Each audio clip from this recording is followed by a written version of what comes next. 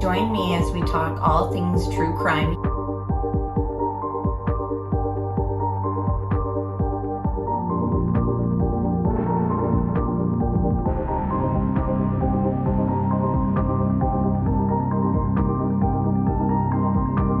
Made contact and shattered. The missing 4-year-old. The parents have called the other bus, but the mother has went for a wall, came home, now they can't find her. Chad, where are Lori's kids? They've been missing for 4 months. You have nothing to say? 4 were stabbed multiple times and were likely asleep during the attack. Some had defensive wounds. Most of them had just like one that was the lethal stab wound. Oh, what a tangled web we weave. Once I told a lie, and I told my family, I had to keep lying. What's your, is it Dean? We haven't cleared anybody.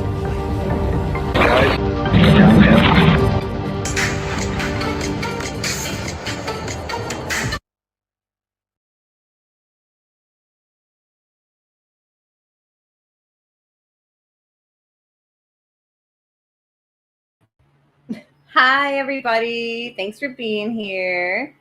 I've got a special guest tonight. I've got Jen Liu from the Ward Case Studies. And her channel link, you can just click on right in the title, the @ sign, and then it goes right to her channel in case you are not subscribed. I know a lot of you guys are. And then my other friend, Teresa from Criminality, should be joining us. She's running a little late, so there's no rush there. She'll get here when she gets here, but it's good to see everybody. Thank you for being a member, Punksy, for 9 months. And good to see Johnny, Adrian. Thanks for being here, everybody. EE Caroline. Hey, Jen, what's going on? Me? Or is there a Jen in the chat? Oh, no, both of because I see it now. Jen, yeah. Yeah, but hi, Jen, and hello, Jen Liu. Good to see you. It's good to see you too. We've got Jay here for 21 months. So we were just going to go through some of the documents. Like we haven't even, hi Derek and everyone else who's here. It's so good to see you guys. We haven't even really dug through the documents yet because they keep releasing this like visual stuff that I wanted to watch, like the body cam and just this interview with Bethany got released today. Plunder is going to be our source for that. So thank you, Plunder. There was another channel who had it out, but I refused to have her channel up advertised at all after what she did in the Gannon case. We'll leave it at that. But I also wanted to say another thing too before we get started on some things. First off, there is a new Idahofour documentary coming out, I guess, on 2020. Has anyone in chat seen that? Have you seen that, Jen Liu? No, I have not seen it. I saw that it's out, but or isn't it going to be it's tonight, right? Is it? Hold on, let me see. What's today? Today's Friday all day. Yep. It's coming out tonight. Okay, so I'll catch it. Yeah. Then I'll catch it tomorrow. I'll show a little preview because apparently they got new images of Kohberger before everybody else. Once again. Okay. We'll see. Right. I have to show it through my phone because if I pull it up. Yeah, no, don't pull it up because Lord knows. You know 2020 or ABC will get you with Oprah Winfrey got me. Dr. Phil got me. Dr. Phil. Come on, Dr. Phil. So this is how we're doing it. You make like $11 billion. Right. They need our ad revenue though. Right, exactly. Shocking, and it's still grabbing headlines. What was his reaction to the national media attention? What did he tell you? Friday inside the stunning case like never before. There's a lot of us just sitting in silence. With new interviews and details, a newly released police video, and the shocking personal photos taken by the killer himself. He made a critical mistake that night. All new 2020, Friday at 9/8 Central on ABC. So it's going to be on Hulu and all that. Like, I'll watch it. I watched the other ones too. Unfortunately, though, I believe it was the Dateline one was putting up stuff that got debunked. Yes. So like the sitting in the chair thing that did not happen. Didn't happen. Hold on, let's do this. See, this is why it makes me sad when that kind of thing happens, because if one thing's wrong, then I'll be side-eyeing everything. Then I have to wonder about everything. And why put that in there? Exactly. What was the reason to have us think that Kohberger took a break and sat down in the chair and left a bloody print, and that what did they say about Ethan that like proved not to be true as That well? his legs were carved. Oh yeah, the car. Like, we don't have to amp this story up any more than it already is. Right. It's messed up enough. Why are you, and then main, I don't want to really call that like a mainstream media is not like, I feel like that has a negative connotation, but the big networks, I'm going to put it like that. The big networks will frequently have really catty and nasty things to say about what they call online sleuths. Well, we're not the ones that have a, worldwide attention not the same way that you guys do. Right. Okay. Like, they're not gonna, like tonight, Amber and I are gonna do this YouTube live, and it's gonna stay on YouTube. It's not gonna be streamed to Hulu the next day. Okay. Like, there's a huge difference. And, I don't know. It's upsetting. All the time now. It's been more than one documentary. First, it was up like for the Gabby Petito case. Like, it was like, because remember the documentary, the one about cats. Oh, don't fuck with cats. Don't F with cats. Oh, and sorry, then we're not even 8 minutes in. Web sleuths, like they like praised web sleuths. And then during Gabby Petito, they were like praising web sleuths. And then all of a sudden it was like, I mean, I guess it really depends on the case and whatever they're trying to push, but they're very much like, oh, they call them bloggers. Like, we've seen it even in the Karen Reed case. Yes. Because this is social media. This is a form of media. But the way that the mainstream media tries to like discredit, when really some of the like the whole theory that Kohberger possibly saw Maddie at the Mad Greek, that was stuff that YouTubers were talking about years ago. Like, even before we knew that, well, it was sort of like the vegan connection. So it must have been right when he got arrested when we found that out. We're like, maybe, and then we looked up the vegan menu and all this stuff. And it was like, we had that discussion like amongst panels, and then they like turned it in and put that into the book and stuff. And it's just like, you guys get your inspiration from the live streams, like the live coverage of it, which brings me to my next thing I wanted to state. Some people were upset in the last Kohberger live stream about our live reaction to the body cam footage. All I can say is sometimes when you live react to something, you see it a certain way, and then when you're like look back at it, or if you reflect back, you're like, well, at first I thought it was that, or at first I was kind of surprised, and then I realized, it was like, I appreciate the feedback, but I do want to say, like, just for when I have guests on that are from other channels, like, they're my friends, so please do not go in my comment section and say, so-and-so, I couldn't stand, I had to leave.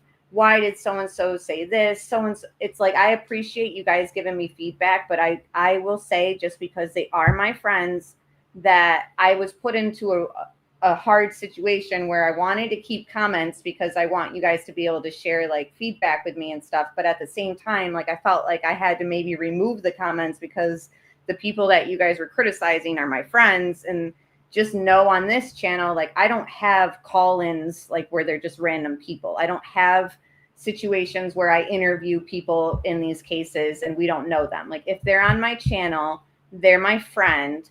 And please just respect that we all will have different opinions. After the live stream, I even said, even during it, like, maybe we're being too harsh on the surviving roommates. And then, so there was an acknowledgement of like, I'm not understanding the situation. And I still don't understand the actions of Dylan and Bethany, like, entirely. I'm trying to get there, which I hope Bethany's interview kind of resolves that. Like, we never said that Dylan and Bethany were part of the murder. We expressed our confusion and just kind of like, what? Knowing that she had seen Xana laying there and that she'd seen her laying there in the same position, the next morning, knowing that she's texting Bethany at 10 a.m. when they allegedly were in the same room together. Like, all this stuff is coming out and we just have questions.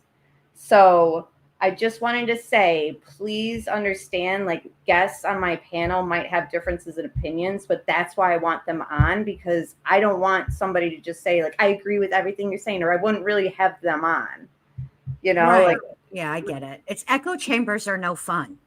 right. And like, I took a minute to reflect and talk to like that federal law enforcement source that I have that's very close to me.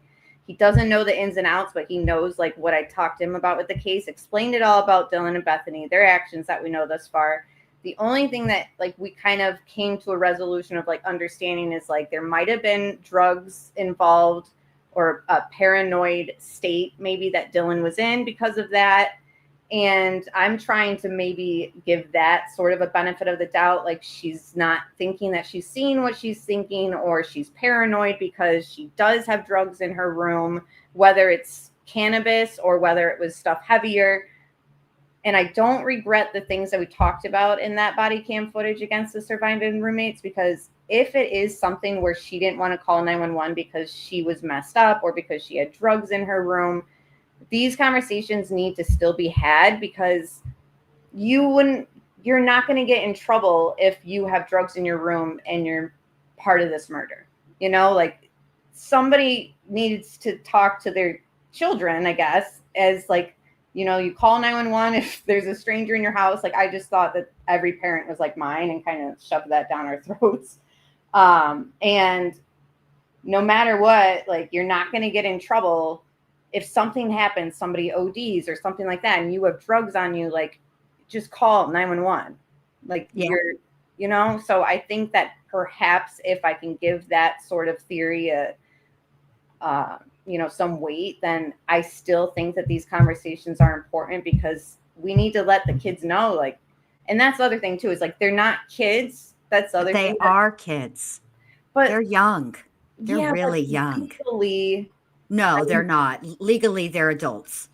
Right. And I feel like some of the comments and stuff, and even mainstream media, like labeling them like kids, it's like, at the same time though, like they're not though. Like, I just think that we should also be honest too with like, they should know better. If they didn't know better, like, these conversations need to be had, like, so that they do know, like, you're not going to get in trouble if you were high at the time, or if you have drugs in your room, or you were drunk and you're not 21. Like, yeah, I don't think that people that age, 18, 19, and 20-year-olds really understand that. They think that, okay, look, I'll just say it. When I was younger than them, because I got pregnant at 18. But I had a full 4 months before I got pregnant when I was 18. So I lived, you know, but I was partying and doing all kinds of crazy stuff at 17 and 18 until I got pregnant.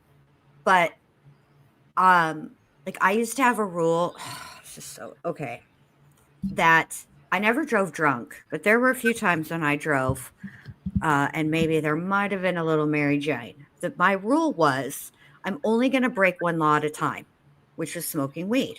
So when I drove, man, I put my turn signal on, like, you know, however 500 feet or whatever it is you're supposed to.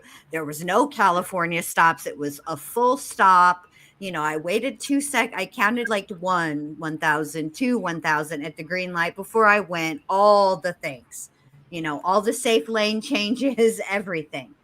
But I don't think that kids, and I don't think I did at that age either. I don't think that I knew that if I were a victim of a crime, but I'd also committed a crime by like smoking weed, I don't know that I would have known that I wouldn't be in trouble, but I also know that I wouldn't have cared. I would have been like, if somebody needs help, I'm going to call 911 and get them help. But, you know, I grew up in a very different generation than these kids did. So, I mean, we looked out for each other when we went out, you know, because that was right when I started going out to the clubs and stuff. That was like right when roofies were like a serious issue. And us girls, we looked out for each other, and I taught my girls to look out for their girlfriends. Don't, I was like, listen, if you're going to be out, there comes a time at 2:00. That is when the sharks start to circle, and you will have that one girlfriend who is way overserved, and they'll start circling, and they might convince her or try to convince her to go off with them.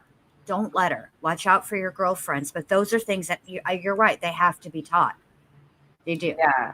So I just wanted to lay that out there. So just because of the criticism and stuff like that, like I appreciate the feedback, but I think that there's a lot of just like trying to understand why this took place. And like Melly Mel says, I enjoy hearing others' opinions. It opens my mind to things I hadn't thought of. And sometimes I forget that other people, hey, Debbie, aren't like super open-minded like I am. Like I could hear the criticism of Bethany and Dylan, and like I can take it even if I'm not agreeing. Like I'm just listening to sleuthing and criminality, and we're just talking about stuff because I know that they've covered this case.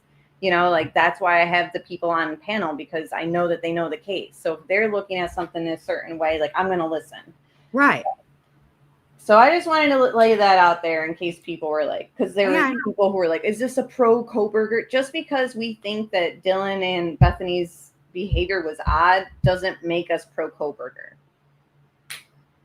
Well, I think you have to, I think it's something else that's important to keep in mind is if this would have gone to trial, there would have been 12 people there would have been 12 people deliberating this case. And that's why they deliberate, because not all 12 people are going to view the evidence the exact same way. For me personally, as far as Dylan and Bethany go, I think they were very young. I think they were very scared. And I don't think that they quite knew what actually was going on that night. I just think they were not aware. And I think that they knew something wasn't quite right, but I also think that they were both a little scared that what wasn't quite right might end up getting their roommates in trouble. I think that's who they were protecting. I don't think it was about them or them protecting each other or anything like that. It's just, but I'm a lot older and I have kids that age. So it's not like I'm that far removed. I don't have young kids that I'm raising, so I can't relate. And, but I did raise young kids. You know what I'm saying? Like, and my kids are these guys' age. And so I know I can understand the way they think because I've talked to my kids and their thinking is, and sometimes I'm just like, really, that came out of your mouth like that? Of all the thoughts that were swimming around in that brain of yours, that's the one that won? That's the one that you decided to go with? Okay. Like, let's talk about it. But I view them differently, I think, because I'm older and I have kids their age. Maybe that's why. Well, since we're on the topic of strange things in this case, while we wait for, actually, let me just touch here too. So people getting mad about the criticism of Bethany and Dylan when there's stuff like this happening, it's like, this is just ridiculous. Did you see this, Jen Lou? No, I haven't, babe. So this is the Gun Calvis family page. So this is usually it's the mom who's posting. Okay. So she says, enough is enough. Redacted or not, the body cam footage and photos are absolutely traumatizing. That's Kaylee's house, her bathroom, her chair, her dog, her friends, voices that are crying, law enforcement officers heavily breathing and sighing at what they are looking at. Let's see the body cam of when the FBI and PA Commonwealth arrested him before kicking down his doors with guns drawn. Where's that footage? Oh, wait, let me guess. That's a violation of some sort. Yet Kaylee has zero rights. Look at her picture. Where are her rights? Her family is still here. Where are our rights? I gave birth to her. So this wasn't, apparently they took out what this was kind of about. But when I first read this, and I think other people know what it's about. So Christy initially wrote on this post about how they had found out that people were doing a Freedom of Information Act to get the body cam of them doing the death notification. Yeah. Oh. Yeah. So that's what this was about. And then she said, let's see that other body cam, etc. I see. So apparently that, and hello, thanks for being a member. Everyone loves Angel Eyes. So that's what, hey, Roxanne, thank you for the Cash App. I appreciate you and love you. There's bigger things to kind of be discussing and worried about than, you know, some people sleuthing mine and Teresa's opinions of like thinking Dylan's actions were weird. You know, like there's people out there who are literally trying to get this body cam of when they do the notification. But back the milk truck up. Back it all the way up, put it in park, take the keys out of the ignition, throw them out the window, and put both your hands out the window too. Let me see them, keep them up where I can see them. Yeah. Why would anybody want to look at that? I don't understand. I understand why they would want to look at it. I don't agree with it. There's a morbid curiosity, and it's not that I understand it. I don't agree with it, but I have accepted that it exists. That's a better way to put it. But what beyond that? What possible reason? What could you possibly learn from that? I don't know. Have these people, have they never heard a mother be told that their child is dead? Not just that their child, that's bad enough. But also murdered. Have these people never heard that wail? It's it comes from the soul. And I know you heard me talk about this the other night. The news caught it when Pam Hobbs was informed. And because it's been in every single documentary, I left it in mine, but I clipped it. It's very short and it trails off. But and obviously, in order to clip it, I had to hear it. And it puts, I don't know, I just don't get why you would ask for that. Like, you know, I just don't understand that. That's so. I don't understand it either. It's like, it almost brings us to like the whole topic of how true crime and just everything in general has changed with social media. And like, I really think that it's either two things in my mind, because I was like trying to understand this. And hey, Valerie, thanks for becoming a member. It's good to see you. It's either somebody is so pro Kohberger that because there's people out there that really think like the families have some sort of involvement. So like, I'm thinking like, are they that desperate to get like information from that conversation to like debunk something that they've like fed us as the narrative? Do you know what I mean? Mm-hmm. Or it's somebody so desperate for like first content and to have that video that they're like, I'm going to be the one to do that. Because I just don't understand it. I don't get it either. That's not like, you know, I know that Ricky Bobby taught us that if you're not first, you're last. But there's like some things you don't want to be the first at. That's one of those things that I would never want to be the first at. I just, wow. I can't. I don't even know what to say to that. I just am like, wow. Yeah. It's messed up. It's messed up. It really is. Hold on. Let me play. This guy's got good information. So I trust this source, even though it is TikTok, because I'm always very weary of these TikToks. Yeah, you got to be careful over on the Tickety Talks, man. That place is lawless. Yeah. But this guy, I know that he's sourcing the documents and he's done really good, like, sourcing of John Bonet. So I'll play this and then we'll play the interview with Bethany and we'll just get right into it. Okie dokie.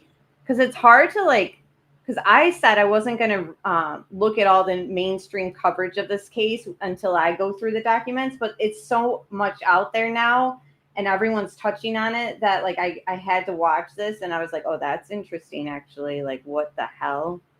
Okay. And Kohberger's mother sent him a link 5 days after the massacre about Xana fighting back.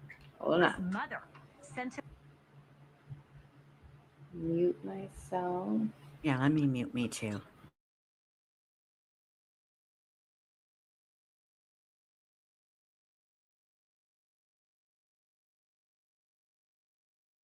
in this article. So this was on November 17th, and he spent all day on the phone with Mother that day.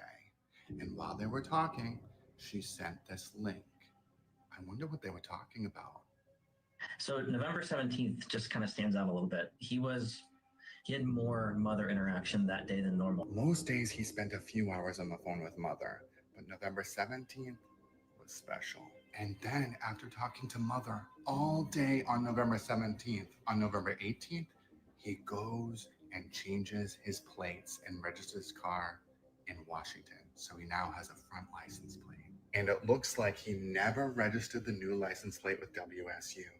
All of these parking tickets appears that they had an e-permit system, so the permit was by license plate. So when he switched his plate, he no longer had a permit unless he re-registered with a new license plate, which it seems like he never did.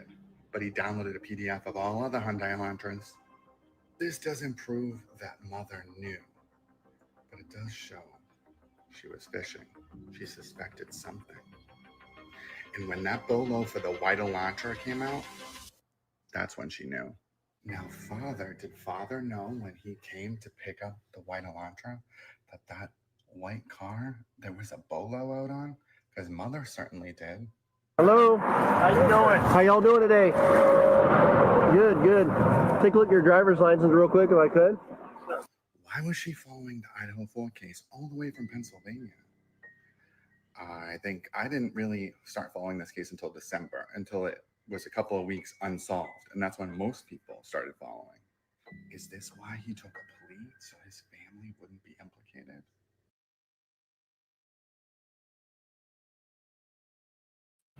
Thoughts on that?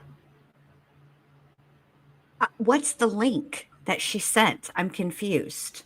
Oh, it was a news article talking about how Xana fought her attacker. Okay. First of all, every time he said Mother, all I can hear is not Anthony Perkins being Norman Bates, but Freddie Highmore being Norman Bates. Okay. It's a little extra. Dial it back. You're at a 10, bro. I'm going to need you to be at like a 6. Okay. Slow down.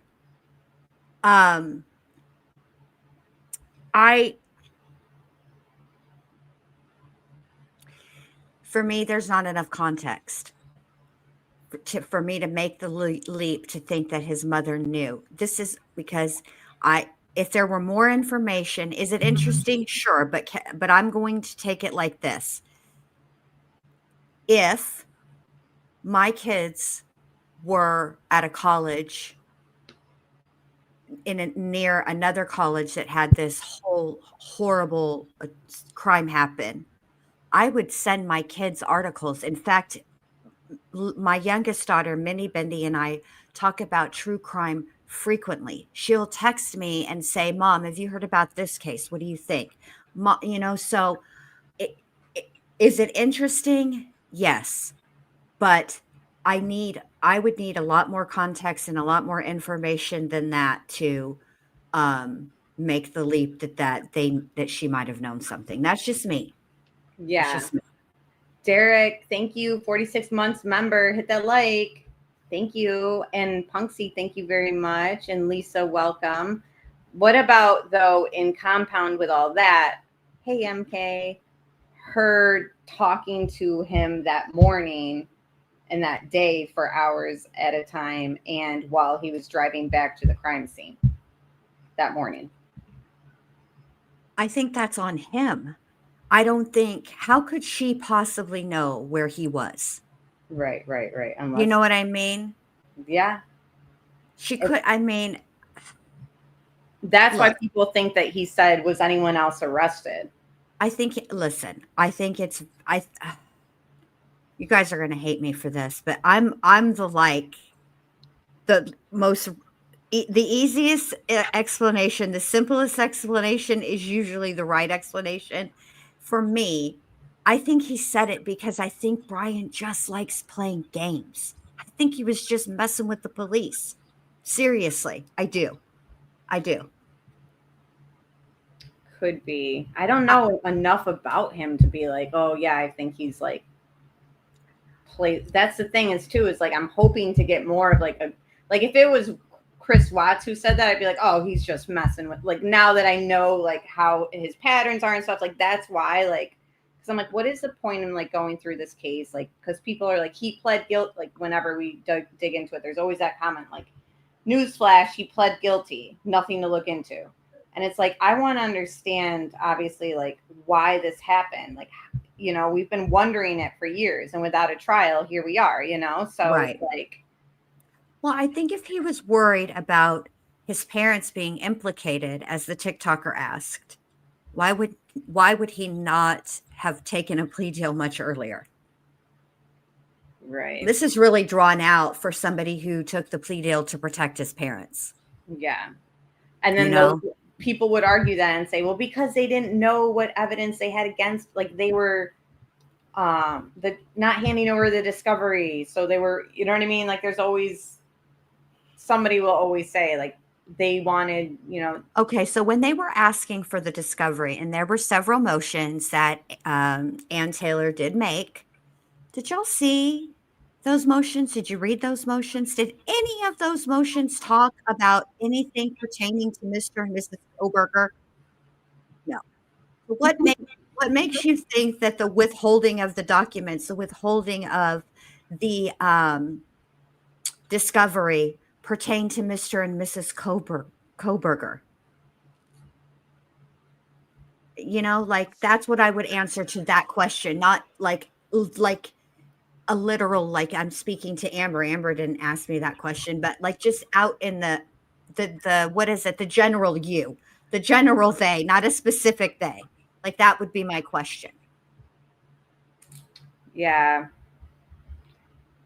And I agree with what Derek, there's just so many people who think like the Kohberger's the right guy, like, because that's where I'm at. Kohberger's the right guy. I want to understand this whole thing better because there was so many things that were flip-flopped during the investigation. There was a stalker. There wasn't a stalker. It was targeted. It wasn't targeted. It was a crime of passion. Like, you guys know everything that had come out that has been, like, gone back and forth on. So, I don't know. It's like... Okay, so this is what I would suggest. All right? Don't worry about what the cops said or anybody said out loud during interviews when they were pressed or when they were, you know, pressed for information or whatever. Simply just put that out of your mind, put a pin in it, because they do not owe us, the public, the truth during interviews. Where the truth really comes out and where they owe the public the truth would be at a trial. And since we didn't get that, the next best thing that we're going to get are any documents that they say that we can have, that they can be released. Okay. And what I would say is take the interviews out of your head, press conferences, etc., when they're trying to really keep things close to the vest. Take the documentaries out of your mind, all of them, the 2020s, the Datelines, all the things, and just look at the documents, just the documents. Try to piece it together from those rather than interviews like this, the body cam footage, that kind of thing. Piece it together from what would have been used as actual evidence in the trial, and then see how you feel about it. I'm not saying that you're gonna you might feel differently, you might not, but you know, that's it. Yeah, that's just me though. You know, you guys know how I roll. I'm always the let's wait and see. I'm always in the let's wait and see section. Yeah. Always. I feel like there's like more than one reason why I'm like looking into this case. I want to understand it. Like we all want to understand the crimes, but I also feel like things that took place in this case kind of have shown me that larger, more powerful entities kind of like can dictate things. Like, I really think that the universities had way too much, like, not even control, but I guess they did sort of with the house demolition because they were paying like $200 a day in security. I just feel like, as much as I do want, like, when I'm looking at the facts of the case and stuff about Brian, that I will definitely focus on like the documents. Like, I really want to get in on that. Yeah. To really feel for like you said, like what they would be bringing to trial. They're not going to release a press conference at the trial and be like, why did you say this here?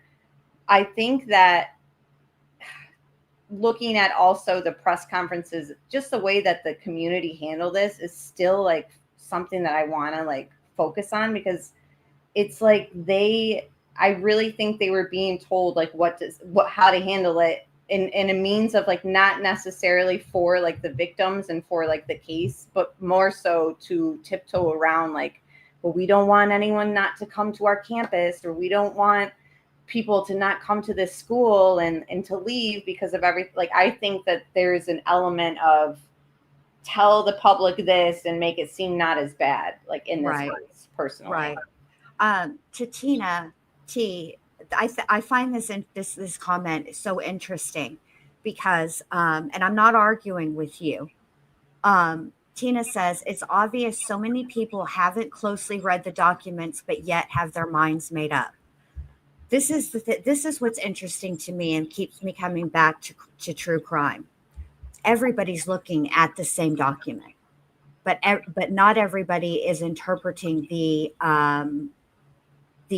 documents the same way. And the fact of the matter is, a jury would do the same exact thing. You can have 16 people witness a trial. 12 of them get picked to evaluate the evidence. And it's always interesting to me what evidence I'm watching at home, and I'm giving a specific piece of evidence as a weight. And if you are lucky and the jury speaks, and you hear what evidence they gave weight to, and it can be completely different than the evidence I did. So, I mean, I just think it's interesting. I just think that's an interesting component. I don't really want to get into a big old argument. It's not that deep. I'm sure there are people that aren't reading, Tina, and I'm sure you're right. There are people that aren't reading and they're just saying whatever. But I just thought your comment was interesting in light of what I was trying to say. That's it. That's all. It wasn't, And the whole thing is like they're releasing documents all the time. So it's like, people don't try and act like you're completely caught up and you've read and memorized every page. Right. Like there's no way. Even we haven't read them yet. Like, we want to. We're gonna look at things like right now. We're gonna look at the interview like visually. Right. It's like it's just as impactful in understanding everything, and everything that you and I have looked at thus far. Like, I don't want to speak for you, but like it still kind of points towards Kohberger's involvement. Like, Right. So, right. And I don't mean that you're arguing, Tina. I just want you to know I'm not arguing with you. I understand what you're saying. I get it. I just thought that there are people that have read the documents, and then, do you know what I mean? And then they don't agree with it. Yeah. And here's another thing, Tina, that would be very helpful, which helps everyone kind of get on the same page. If we state something that isn't a fact, like you said, don't state things as fact when a document shows it isn't. So this is what I want you to do, Tina. Show us what we stated as fact that isn't true, and then direct us to the page number and the source of the document so that we can educate ourselves on what we stated as fact that turned out to not be true. Right. So, but I'm going to need a page number, and I'm going to need the source, not just you saying that's not true. Okay. And that's just me. Oh, I see what Tina's saying. She wasn't even, I get it now, Tina. I think I was, and I apologize. I got you now. I got it. Okay. She was talking to somebody in chat. I got it. I'm sorry. That's why it's hard to That's why it's hard. It's so hard to it's an unfair advantage for me up here and for Amber up here because we have all the words we can use, no time limit. You guys have 150 characters. It's hard. I'm sorry. You're fine. Holly, good to see you. And the thing is too, is like, if you're not using the @ to the person that you're talking to in chat, like how is the panel supposed to know you're not talking to us? Anywho, I do want to play this though. It's something. Okay, so let's play it. Where is she? She needs to come out. I don't want to watch. I don't want us to get started without her. Has she seen it? Do you know? I don't think she has, but we'll just get started. But this, I just put, this is like a little intro to the case. Okay. It's only like 2 minutes and then we'll get into the video. Okay, perfect. Which is only like 20 something minutes. Okay. If it was a targeted attack. I mean, to be honest, you're going to have to trust us on that at this point because we're not going to release why we think that.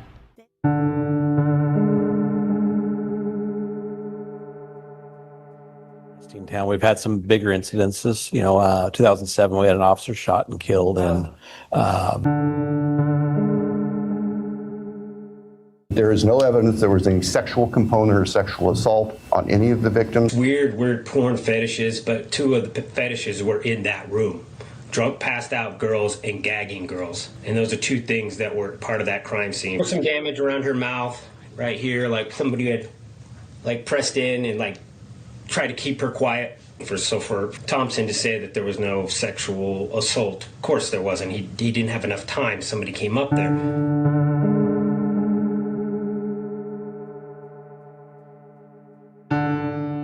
Where is the murder weapon? The clothes you wore that night? What were Kaylee's last words? It would always be nice to have an answer to everything, but the reality is that we don't always have that luxury.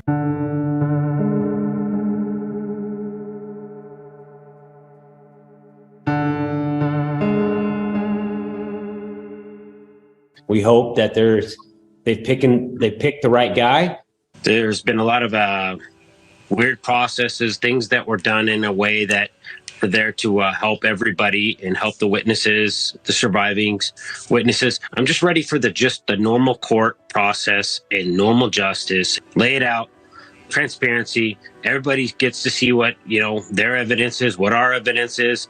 And then we let the jury members decide what's going to be real. Once trial is here, you need to know for certain that they have the right guy, right? We want this to be the right guy. Studying the case of Bryan Kohberger presents peculiar complications due to the lack of trial and plea deals signed by Kohberger. In true crime, opinions and theories are expressed in an effort to shed light on the truth. Unfortunately for some families in this case, the trial and the court process never came. Instead, Kohberger was given a plea deal, possibly preventing that transparency to ever be shown. There is a clear and troubling pattern. Families are left feeling unheard, justice is negotiated down through plea deals, and the public is left with unanswered questions.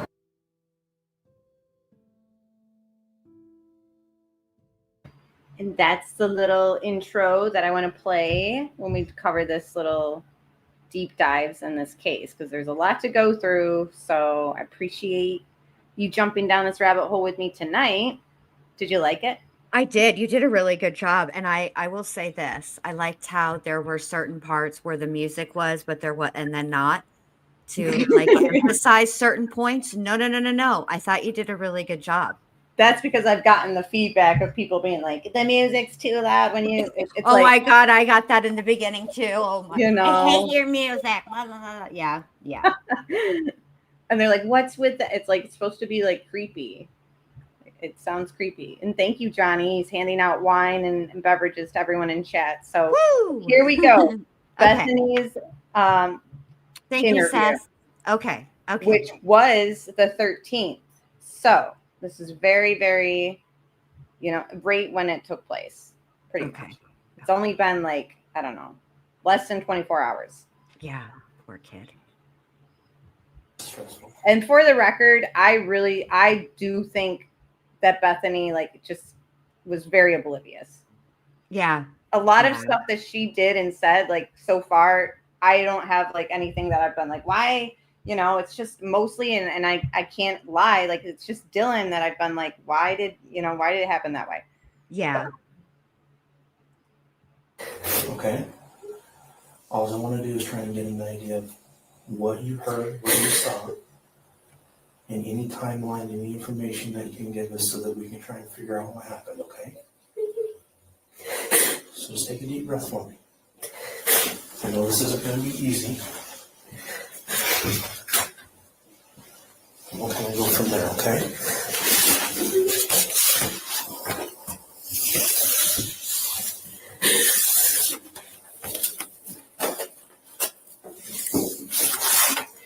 Can I get your name? What's your first name?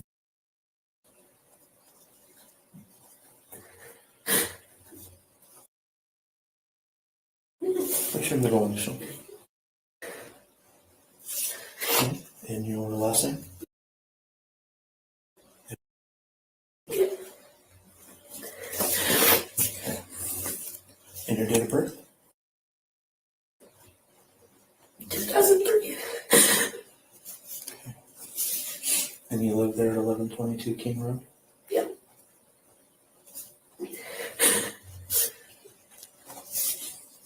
What's the phone number for you?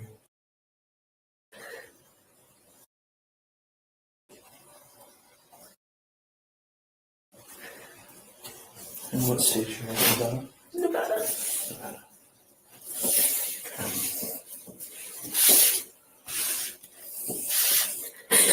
Do you have your phone here with you? Okay.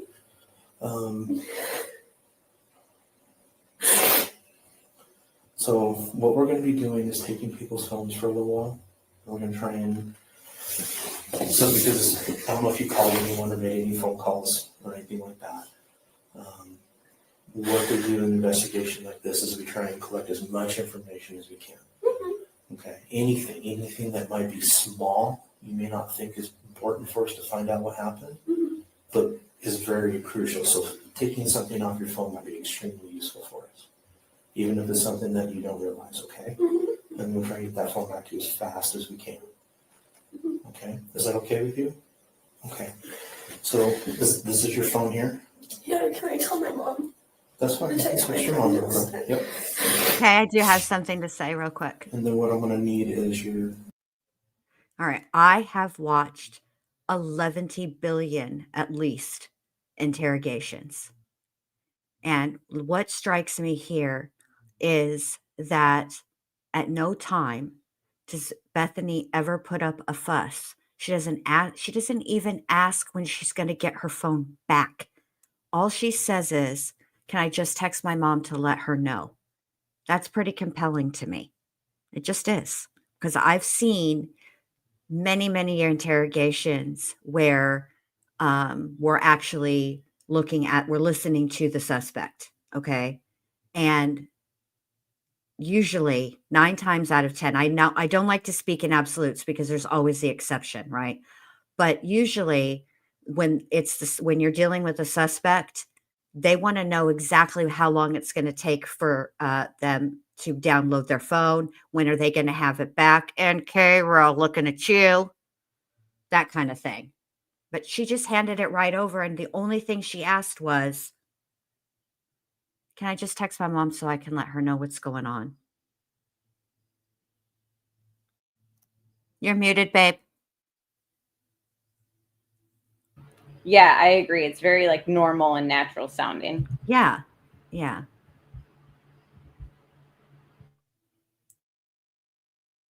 Your passcode from your phone, or here between the two of us, we could even turn off your passcode, okay?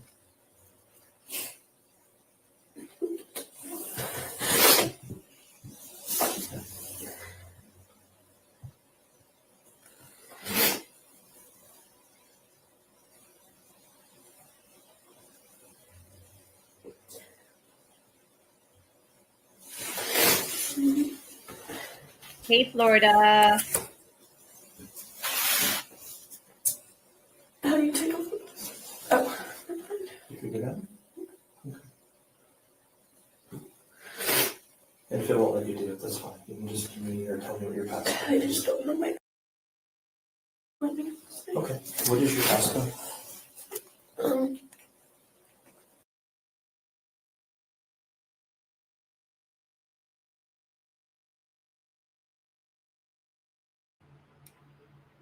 They're just redacting personal information, Florida. We're just watching Bethany's interview.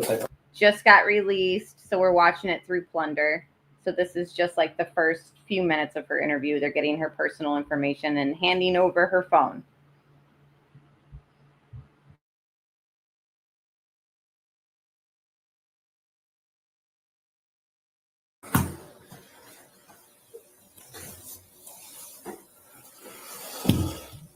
Can I see my mom text me real quick? Sorry about that. That's okay. Okay. Any social media do you have, like Facebook or anything?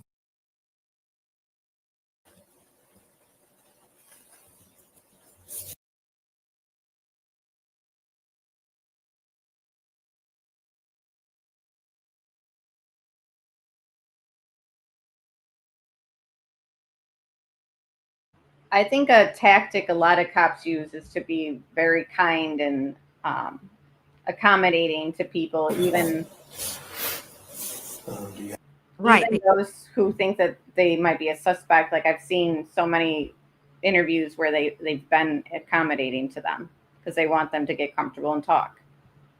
Yeah, I mean, look, she's crying. So if he comes in like a hard ass, or even not hard, even just anything harsher than how he is right now, she's likely going to clam up. He needs to speak to her, and he needs her to talk.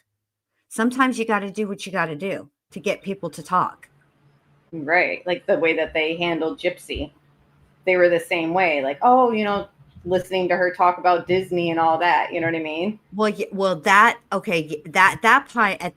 cop was basically babysitting Gypsy. But the actual detective who came and interviewed her, every time she'd go off on a tangent, and the only reason I remember this is it was so annoying, but he kept saying, now, Gypsy, we're talking this that snowball again. This is why pencils have erasers again. You don't want that snowball and that pencil with that eraser, and he kept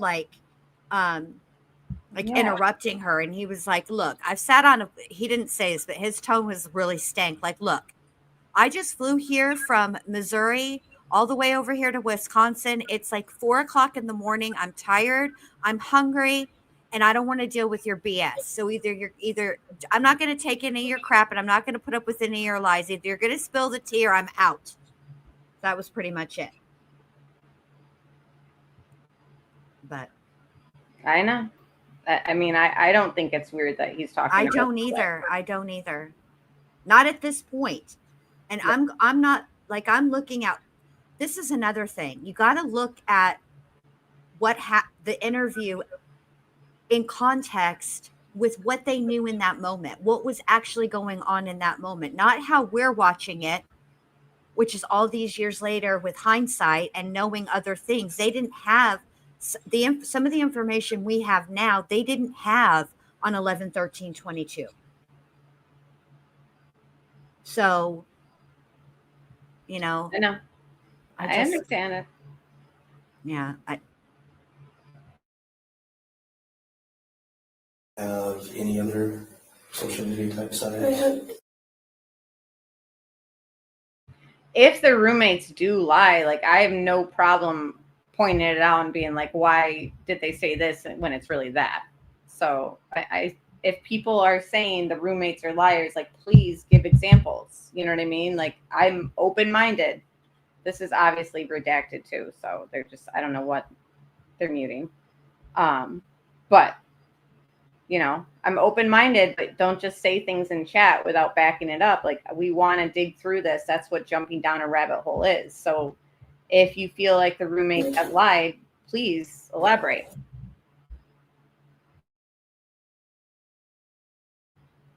It's still muted for redactions, so.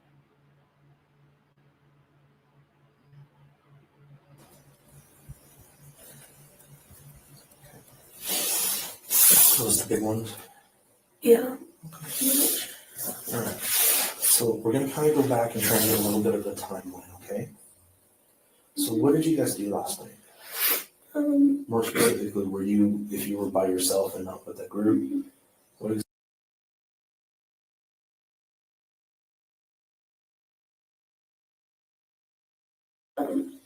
Ethan was in the house, so was Anna. So you're with One of them is my roommates, and one of them is her boyfriend. Okay. So you're with Ethan And Xana. Xana? Mm-hmm. Can you spell that for me? Xany. Or ANA, sorry. XANA. Okay. Okay. So I'm just trying to. Bless her heart. She spelled Zanny. So you were with Ethan and Xana last night. Yeah.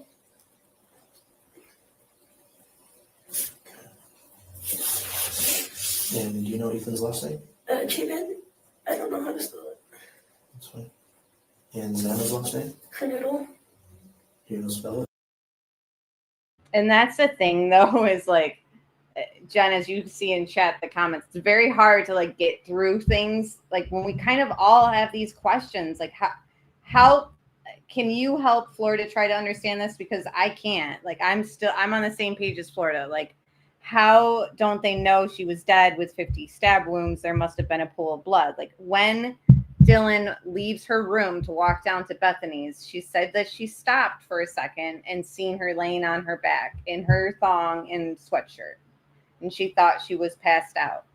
So it's just how do you wrap your mind around it?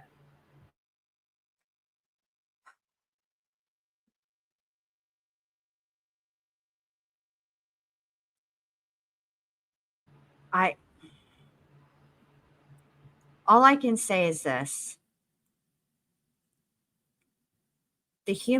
We don't even understand everything that the human brain can do and why it does some of the things that it does. But what we do know is that the human brain has a wonderful built-in like self-protection mode that keeps us from seeing things, even though we do see them. We're just not cognizant, or we don't remember that it doesn't register with us what exactly we are seeing. Okay.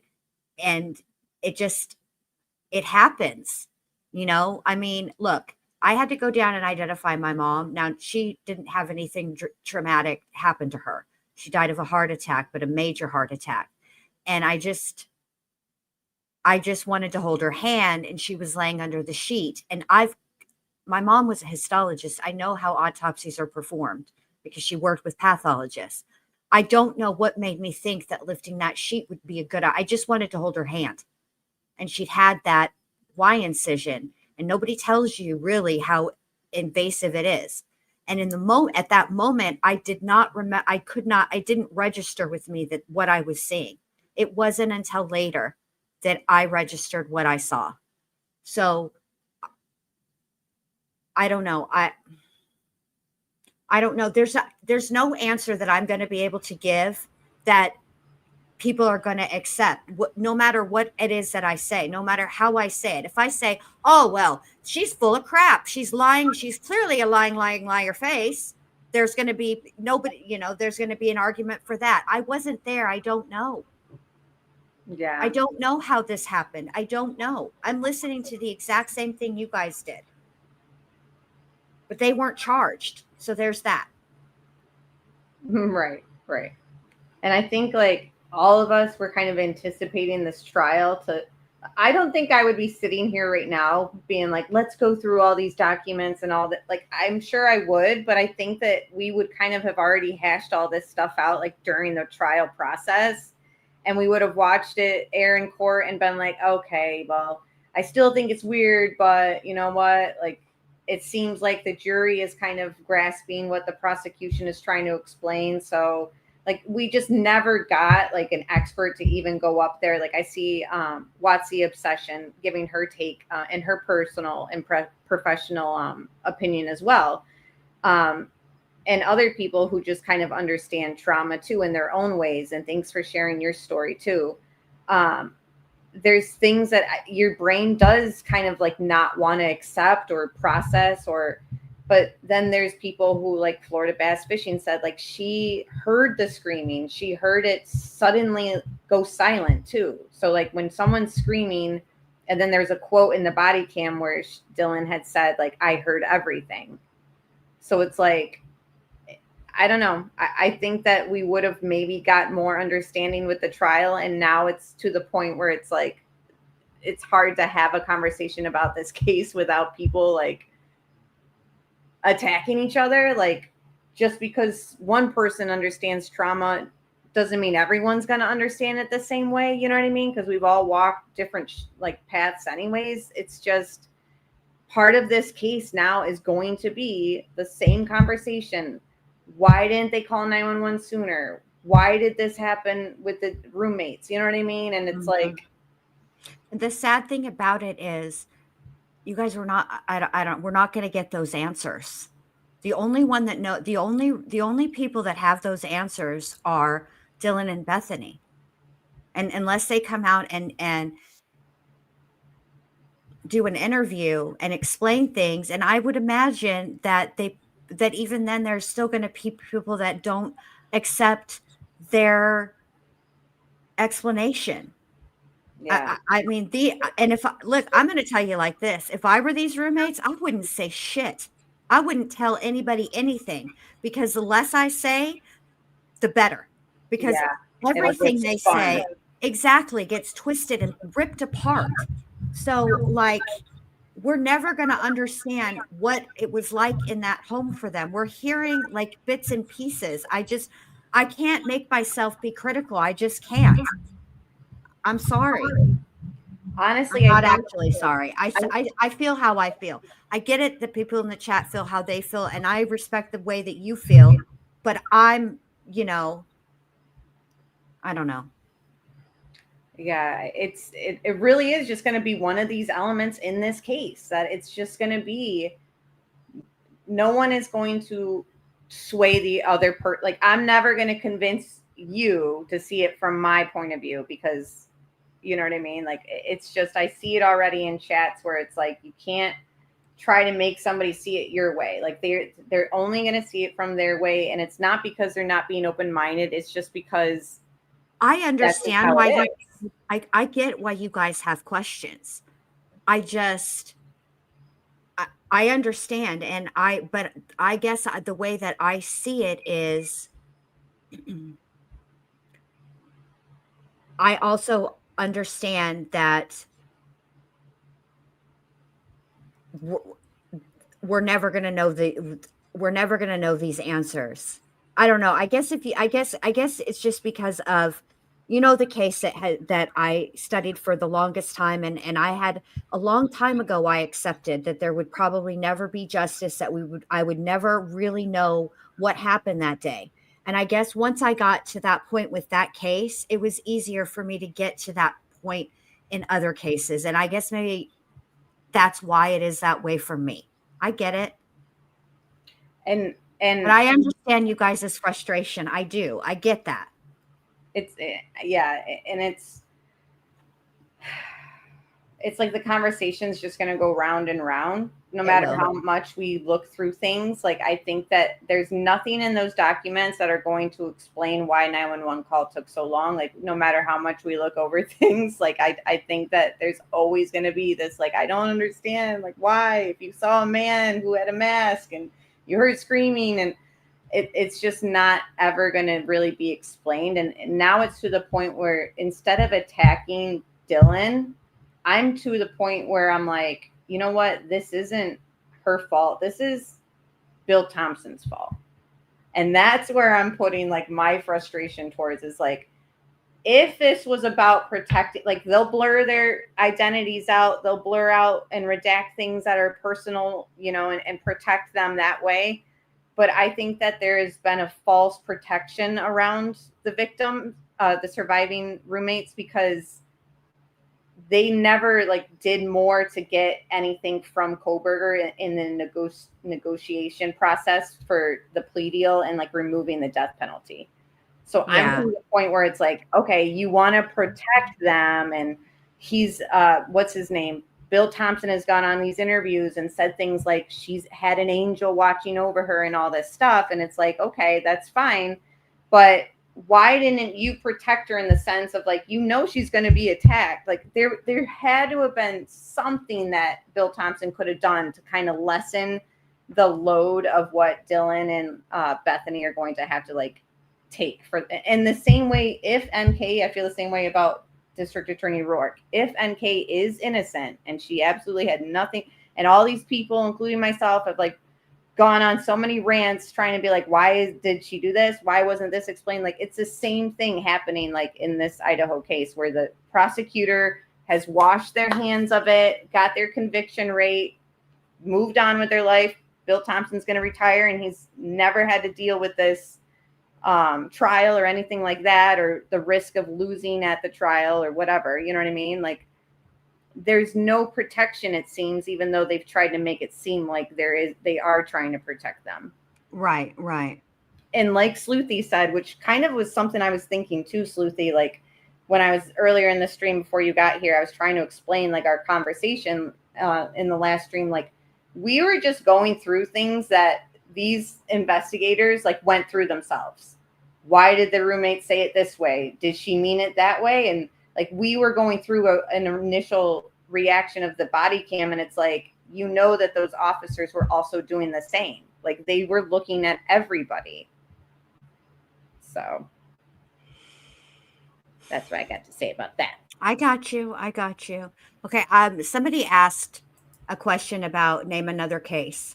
Can't name another case specifically about 911, but the Richard Speck case. Okay. He broke in to a townhouse where a bunch of nurses were living in Chicago. Okay. He entered using only a knife, killed 1, 2, 3, 4, 5, 6, 7, 8 girls, right? Held the women in the room for hours, leading them out one by one, stabbing and strangling each one to death until the last victim. There were intervals of between 20 and 30 minutes between each murder.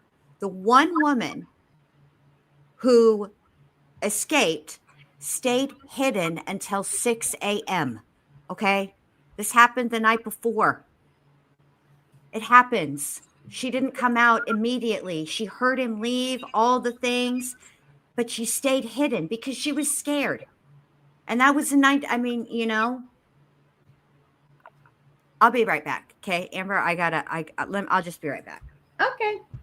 All right. I'm going to play this video, but I did want to pull up a comment that Florida said, but now I'm scrolling so much. Okay.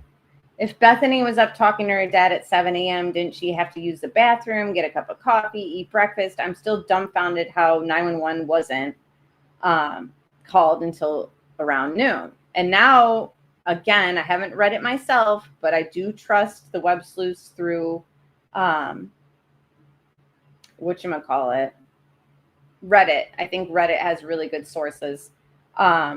And they're talking about how it's shown in phone data. And guys, if you know what I'm talking about, like, let me know, reassure me. Or if you're like, no, you're repeating it wrong, let me know. That it showed that Dylan was texting Bethany called or texted, some phone interaction between the two at 10 a.m. Now, we're all under the impression that you guys are like sleeping in or in the same room together, you know, so why are you trying to get a hold of them at 10 a.m. if you're in the same room? I don't know. I thought that was interesting. I didn't see it yet in the documents. We will get there. I think it's KERNO.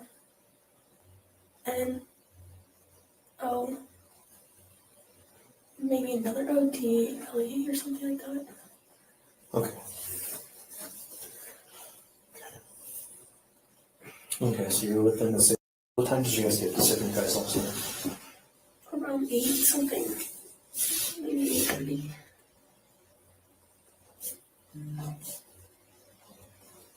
So 8:30 p.m.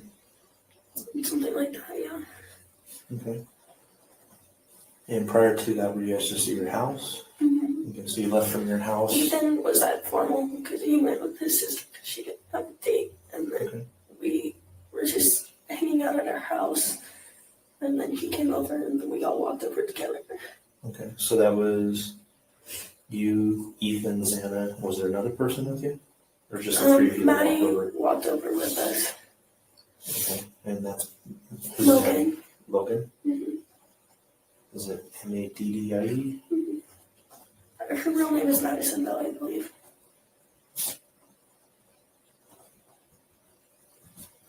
Okay. So you guys all walked over to. You were there about 8:30.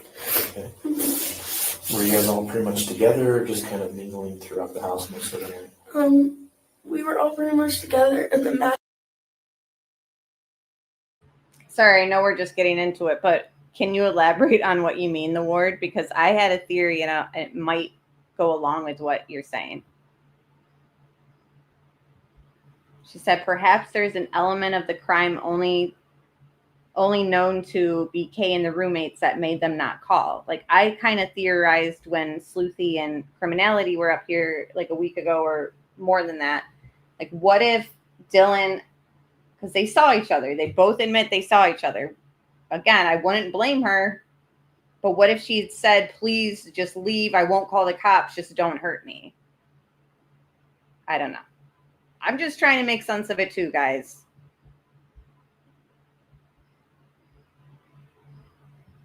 He left to go to the club with Kaylee. And then I was with Ethan and Xana most of the night, but then one of my friends came. Her name is Steve, and I hung out with her the rest of the night. Okay. And who was that? Her name is Yes. Can you spell it for me? Okay. And his last name? Yeah, because that makes sense to I don't me. know how to pronounce it, and her full name is bigger than that. Okay, that's fine. Do you have a phone number for her? Yeah. It's on your phone. Okay, we can get that in a minute. Okay, so you were with, Mm-hmm. and at that point, Ethan and Xana were just kind of hanging out still at the house? Mm-hmm. Okay. And then I went to our other friend's house. Okay. What time was that at? I don't know, maybe like 12-ish. But that could be wrong. No, it's fine. Okay.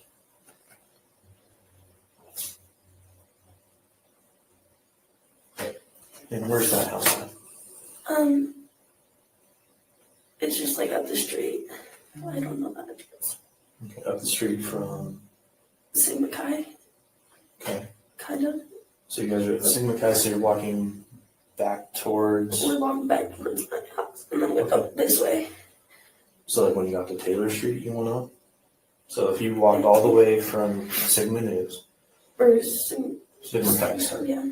You know the apartments, the whites? Yep, I know the whites. It's like that street, that way. So on Taylor? Yeah. Okay. Do you know roughly where on Taylor? Or does she live maybe on one of the other off streets? It's on Taylor, but it's like one of the end houses by the intersection. I don't know how to explain it. All right. Okay. And whose house is it? Right. I don't know, Kristen. She said, so in line with our theory, like of what we just said, like maybe Dylan said, just leave, don't hurt me, I won't call the cops. Did Brian think it would be a better story? She says he let me go, or finger, I don't know, spitballing. I don't know. I mean, I don't know. Who knows? Maybe these girls, or one of the girls, was a horror film aficionado and she follows Randy's rules of surviving a horror film. I don't know. I don't know what happened. I don't know why they didn't call. I just don't know that what I'm saying is I don't have any answers, but because I don't have any answers, there's not enough for me to say that there's something nefarious behind it. That is the only thing that I'm saying. That's it. Yeah. And it kind of would explain, like, if she did say something like that, like, why, I don't know, like, they're not going to want to tell anybody that she said that, you know what I mean? So it might be like she's being protected or something's being kept a secret or something, but it's like, well, I mean, I don't blame her if something like that was said, you know what I mean? Like, you're right. How could you, I mean, look, you're in total survival mode. If you said, look, just leave. Yeah. Just leave. Don't hurt me. Just leave. And if she called the cops after he had already left, what if she was afraid he's going to come back and kill me? Or like, you know what I mean? Right. Like Because it's not like she could really identify him. He wasn't known to her. This isn't, you know what I'm saying? So then she's just got this guy that all she can say is he's got bushy eyebrows and he was wearing his ski mask. Well, I highly doubt that would be anybody's normal attire day to day. So, you know, what is she supposed to do? Just hope that they catch the guy? What if they didn't catch the guy? We don't know what was going through her mind. We really don't. And for people to say like, well, she could have been drunk or on drugs, like even more reason to be like, please just leave. Like, I won't call the cops. Like you know what I mean? Like, right. You already know that you're not in a state of mind where you could fight. You already know, like, and not only that, like, you don't want to talk to the cops because you're already messed up. Like I just think there's a lot of things. Victims have been known to negotiate with their attackers. It has happened. There are many, many stories out there of women who have been SA'd. I don't know how you feel about saying words over here, so I just put it like that, right? Yeah. So there are women who've been SA'd who have bargained with their assailant and said, no, I won't call the cops. No, I won't report you. You know, all that. There are women that have sat down after being attacked and had a drink and talked to their assailant for hours just so that they could survive. You don't know what you would do to survive. Exactly. And I hope none of you guys ever have to know. Yeah. So I think that that's definitely possible. Mara R, good to see you. She says, what about all the rumors of people knowing and texting about it way before noon? Were they just rumors? Is that coming from WSU Kim? I think that there was like, thought she was hallucinating. Right. Like, we don't know like what she was on or, you know what I mean? Like, exactly. Because I got to say, when the probable cause affidavit first came out, you know what my first impression of her statement, the partial statement was? She sounds like she was on Ambien and wasn't sure if what she saw actually is what she saw. Right. And like, we look at true crime daily. Yes. These kids, oh, here I go with kids. These young adults don't, you know what I mean? Like although we found out that Kaylee was following Olivia, Chronicles of Olivia on TikTok. Which right. Is interesting. But it is interesting. I mean, what does Olivia do? What's her main? She does true crime. That's what that's the genre she's in. It's true crime. So I think that whatever, which I think she's going to talk about once we listen to this more. Sorry. The noise. No, you're fine. I like, we got to stop and talk about things too, because chat has questions too. But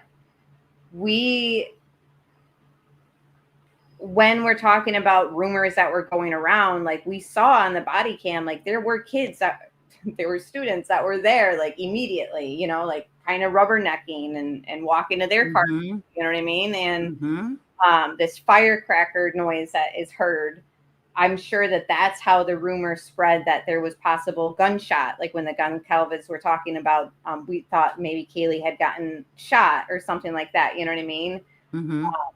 I don't know about things. I need to see like timestamps of things being circulated that was well before noon, quote unquote, because that would be interesting. If that's true, that like there were rumors going around and like you guys can back those up, then if it was well before noon, like that's interesting. But again, we don't know because it just sounds like a rumor so far.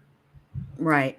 So, I mean, as Watsy Obsession True Crime said, I had that thought about Ambien too, specifically Ambien. That's crazy. I think you have to have had experience with Ambien.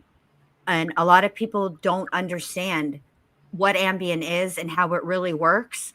And there is because when I used to be prescribed it, and when I took it, I didn't understand what it was and how it worked. And there is a point in time with Ambien that appear to be awake. Your eyes are open. You can have a conversation. You can do things, but you will have zero memory. I shouldn't say no memory. The memory is like in flashes. And I don't think that she was hallucinating. What I'm saying is if you take Ambien, I don't know if she did. I'm just, saying if it's Ambien, if you take Ambien, you will have flashes of things that happened when you were not all the way asleep, when you actually were not laying down and go in bed. And they're just little flashes of pictures. You will not have like, that I'm just telling you what my first thought was back then. I don't think that she was taking Ambien. I was just talking to her. I think, and I disagree with this design. Booze, weed, and Xanax still won't lead to hallucinations. Like, I disagree because I literally know somebody who crashed their car, didn't even remember driving it, and they were on just Xanax. So tie in booze and weed possibly, like, again, we don't know, but it's possible that the paranoia of being on a certain drug or something like that could have prevented her from calling the cops too. So just want to lay that out there. Yeah. I mean, the times that I took Ambien, I never saw anything that wasn't there. I didn't hallucinate. That's what a hallucination is. There's only hallucinogenics make you hallucinate. And even then they don't make you see things that aren't there. I never saw anything that wasn't there. Just the things that were there that I saw, like trees or whatever, didn't look, they just, had a weird look about them. I didn't ever see anything that wasn't actually there. I didn't have a true hallucination. Yeah. So. And again, she could have been on mushrooms. She could have been on acid. She could, you know what I mean? Like, we don't know. And those are things that college students do. And it's normal for them to be doing stuff like that. What's not normal to them is somebody in their house. You know what I mean? So it's like, I really think that it could be a situation of a perfect storm. And that's why Dylan called her father the next morning, where she's like, I was messed up last night, or I have drugs in my room and something happened and I don't know if I should call or I didn't call. And he says, call, you know what I mean? Right. And the other thing is, if you mix Xanax and alcohol, you get blackout drunk, and blackout drunk impairs your memory. I don't, they know you will not hallucinate. And I'm using hallucinate in the absolute strictest sense of the definition. A hallucination is simply seeing something or hearing something. Those are auditory hallucinations, but that are not actually there. But if anybody was drinking a lot and taking Xanax at the same time, you get blackout drunk, and that does impair your memory. And it's just an impairment of the memory. And that's the thing too. Like, everyone in chat is saying, like, mix alcohol with the Xanax or just Xanax alone. Like, we're not saying Xanax is what made her hallucinate. We're saying if she was on Xanax, she might have thought, like, I'm messed up right now, like, and then not remembered what she was seeing until, like, everything's coming together the next day. Right. Like, that's my point. Like, I think his car, like, he didn't know it was happening then. He was like blackout. And then the next day he's like, oh my God, like, I was driving and this happened with the guardrail. Like, then it came to, you know what I mean? Exactly. Holds in memory, not literally actually seeing something, but in the moment when you are that impaired, okay, it might not register with you in the same way. What you're seeing might not register with you in the same way as when you're sober. Right. And then you reflect back and you're like, oh, that's what was happening. But I was so effed up. And you know what I mean? Like, to me, the more that I talked to that federal law enforcement about the situation, the more it made sense that possibly, like, an impairment and, like, mixed with paranoia, you know what I mean? Like, you're just like, oh my God, like, I can't talk to the cops right now, or whatever I saw and heard. Like, I just, you know what I mean? Like, you kind of, it makes more sense to me But these are all things that would have been addressed on the stand with Dylan. How much did you drink? What, you know what I mean? Like, exactly. What did you consume? What did you have any drugs in the house with you at the time? You know what I mean? But right. We don't have any of that. No, we don't. And we just don't know. But what we do know that they were drinking that night. They've all admitted that they were drinking, and they were in college. They're doing there were a ton of kids. There were a ton of people that age, their peers, who were doing the exact same thing, drinking that night. So, and you could even do other drugs like that we haven't even talked about that make you paranoid. Right.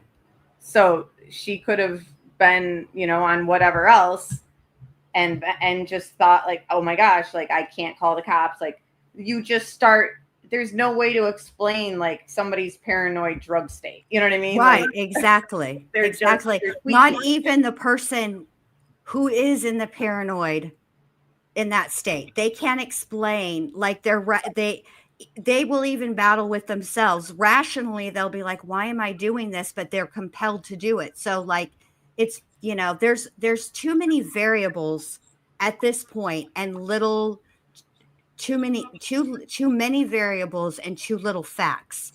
That's why I'm always hesitant to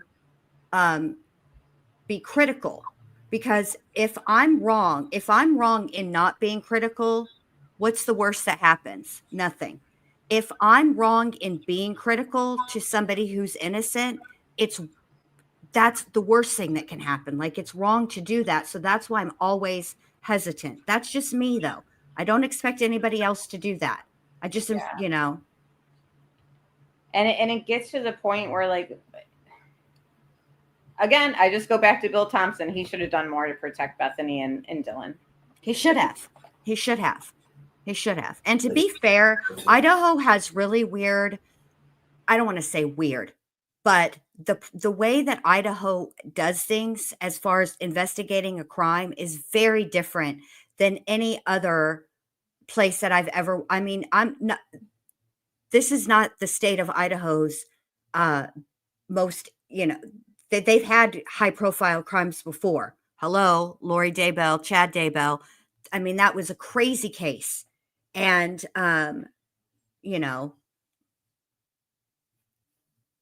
it's not, but they just, the way that their laws are, the way that, it's different than in other, much different than in other places. So that's all. I feel ya. It's, and I don't know their other roommate. And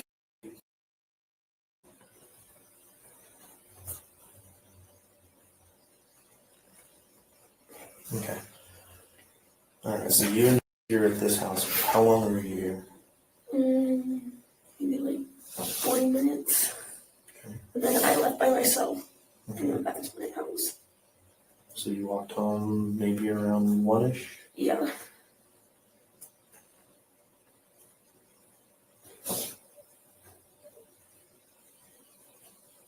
Okay. What did you see when you got home? We're sitting on the couch watching Vampire Diaries. No one else was home yet. Okay. And is another roommate or what's last name? She's in that room. Oh, okay. And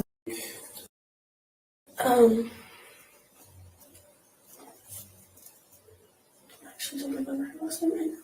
that's fine. And is live with you guys too, or just visiting? Just a friend. Okay. And then she left.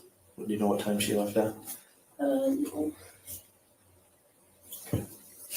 But you were all watching Vampire Diaries. Okay. And anything happened during that time period? We were just hanging out. Okay. You know who else was in the house at that time? No one. No one? Just the three of you? Okay. So let's go a little bit more then. What happened next? Maddie and Kaylee came home from the club. left.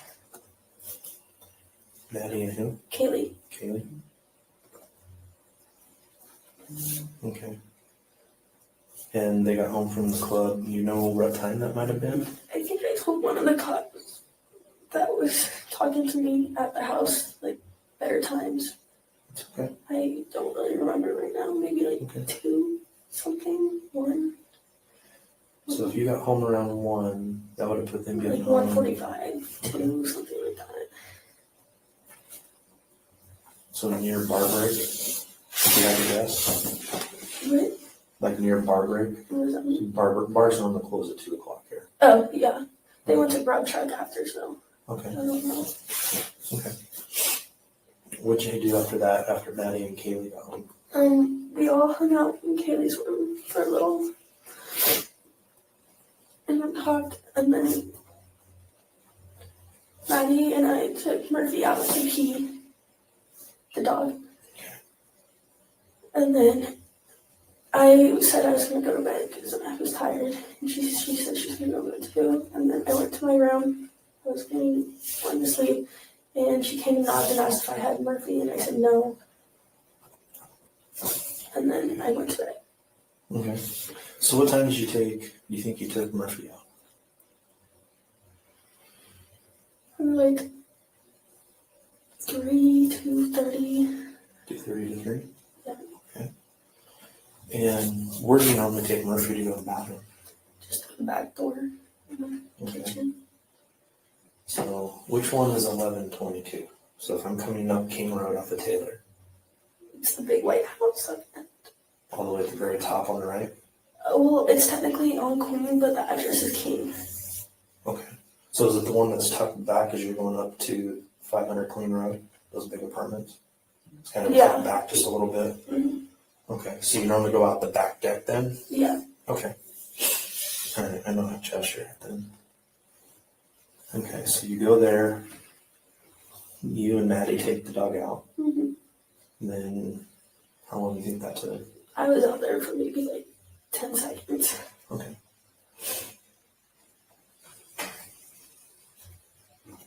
Okay. So then you both come back in.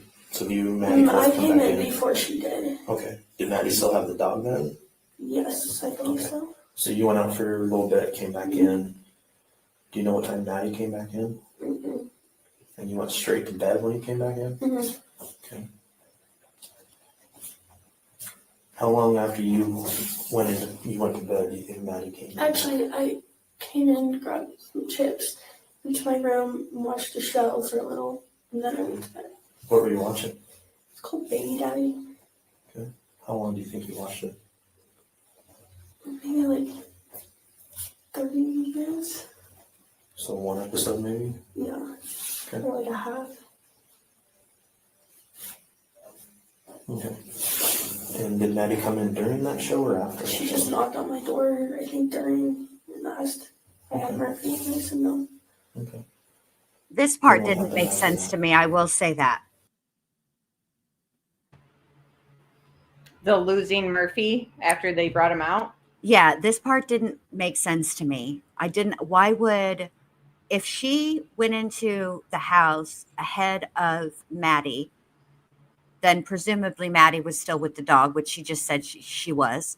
And Bethany comes in the house. So I never understood why Maddie would then go and ask Bethany where Murphy was. That part never made sense to me. And but I also kind of think that the reason it doesn't make sense is not actually, I've thought about this a lot. Is that because what Bethany is saying doesn't make sense, or is it Maddie's actions that don't make sense? And to me, it's Maddie's actions that don't make sense, which makes me wonder just how intoxicated those girls actually were.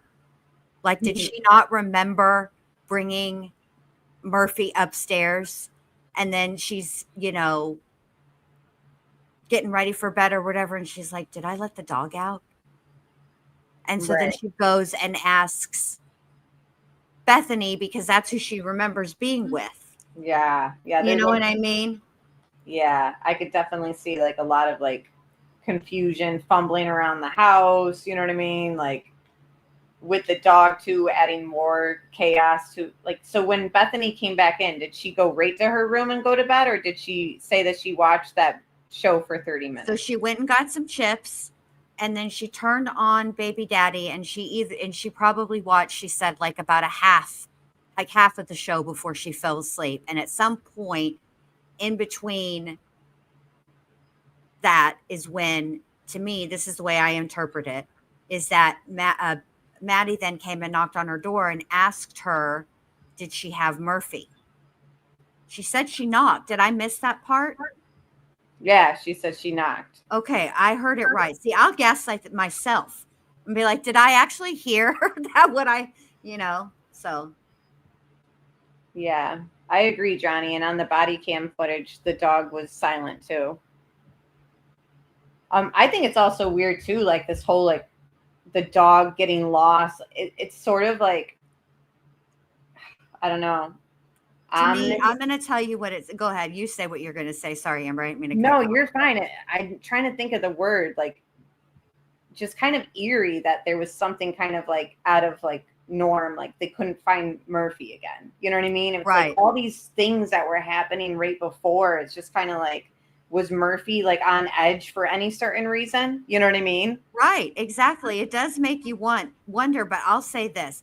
Let me tell you what it sounds like to me. And I know people are going to get mad in the chat, but it just sounds like some drunk chicks trying to finish up the things that they got to, doing a little of adulting, the last bit of adulting they got to do before they can pass out. Seriously.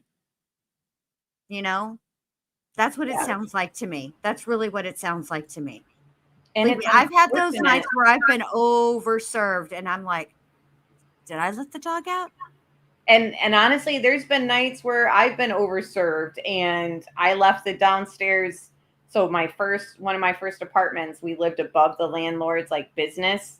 Mm-hmm. So it was like one of those situations. And the bottom floor, I left it unlocked. Next thing I know, there was like a drunk homeless guy that wandered up the stairs. And it was because we had our guard down. We had just come home from drinking. Yeah. And we didn't do the step to lock the door. And we ended up like just like shuffling him. Like he wasn't like a danger or anything like that. Luckily. Luckily. And there was guys that were home with us. But it was just like how easily it could have been. They came in, locked the door. Then Maddie's walking around looking for Murphy, unlocks the door, opens it or something. You know what I mean? Like to look outside. We just don't know why that door was unlocked. But unfortunately, even with these like instances that were going on leading up to this, like they didn't take the steps to like lock. It's unfortunate. It's almost like another thing in the case that like you can use as like a learning situation, as much as like, I hate to say that because it's somebody's like lives that were lost, but like, don't go to bed without making sure your doors are locked. Like, I don't know. You're right. You're right. Now, I'll tell you, I have been sober as a judge, and I could have sworn that I locked that dadgum door. And my husband will be like, what are you doing? We just leave doors unlocked around the house now and we go to bed? I'm like, I locked it. And he's like, no, you didn't. You know how it is. You get you'll be, and this is just me doing regular. I've not even been overserved or served at all. I'll just be looking at my phone, watching something and get distracted, swear I locked it because normally I do. But these girls, to me, it just nothing. It doesn't, it sounds like it reminds me a lot of the apartment that my friends had when I was 17, 18 years old. We were not responsible at all. Okay. We came in that house after being out. No, I couldn't tell you if anybody locked the door. And we were in Dallas, and not like the hood of Dallas, because that's where 18-year-olds can afford to live in the apartments. Right. So we're in not a great, and I couldn't tell you. And you think I never worried about that. I never thought to myself after coming home from a night on the town and been like, let me go around and make sure all the doors and windows are locked. There's a, Right. we're in a not so good area of town. You don't think like that when you're that age. You just don't. Right. You really don't. No matter how much your parents say, like, did you lock? Make sure you locked in, all that. Like, you'll look at the door, see it's unlocked, and roll your eyes and get up in like 5 minutes to lock it. You know what I mean? Right. Like, Exactly. It's like my mom used to be like, you need to call, and this is for cell phones, because otherwise I think you're dead in a ditch. Right. Well, I used to tell my kids all the time, when you don't respond to my texts, I think you're dead in a ditch. Now, my youngest son literally responded to me one time saying, and this is when he was an adult, not as a kid, but he responded to me one time and I said, "Are you even alive?" And he goes, "No, I'm dead in a ditch." He used to do that to me all the time, Yeah. It is just the way kids are. And I know that legally and chronologically they're adults. But we also know that the frontal lobe, which is what's responsible for your decision making, your emotions and all of that stuff, isn't fully developed until the average is 25. See, Right. Jen knows. Jen Squirrel Mind Mastery knows. Dallas is a fun place. It is what it is. And I have a feeling Idaho, they're not locking doors all the time. Right. Like even now, like my oldest daughter nags me so much. Mom, did you lock the door? Mom, did you lock the door? I'm freaking almost 50 years old. Of course I locked the door. Meanwhile, I didn't. I have to go and lock it. You know what I mean? It just happens. It is what it is. Now at night I'm better about it, but like during the day. Oh yeah, during the day I'm pretty bad about it. Because how many horror movies have happened during the middle of the day? None. They're all at night and they're all in the woods. So I'm not in the woods. I'm not having sex. I'm not on drugs. I'm pretty safe, right? Maybe that's what these girls thought. BTK. Yeah. Wasn't that some of his home invasion during the day? He did, but that's home invasion. That's not horror movies. Okay, that's how I would, that's right, where that's I learned real my life. lesson. We're talking fake horror. Right. My life lessons were like, you don't holler, "Who is it?" into some empty room when crazy shit's happening, because the killer is going to just jump out and, get you. So that's how when I was that age, that's how I lived my life, by the, the horror movie rules. And now everyone in chat saying they don't lock their doors. Like, well, you know what? This case, I think we need to start learning, like, we need to lock our doors and make sure that they're locked. Right. Like, Kohberger. Exactly. Hey, Harley Quinn. Harley said she's in the forest. Oh, lucky. All right. Let's be serious. Let's finish this up, because now she's actually saying important stuff, like the question right on the screen. Okay, then what happened after that? Okay. Okay. I just went to bed, and then I woke up and I was like half asleep, and I just thought I saw like a firework or something, like it just sparkled like under my door, and I thought I heard like something kind of fall, and then Murphy barked, but I thought people were just making like food, like, and Ethan was here or something and knocked something over, because he's usually loud in the kitchen upstairs. Okay. So what do you mean by you heard a firework? It sounded like a little firework, and then there was like a spark. I went by I'm on the bottom floor.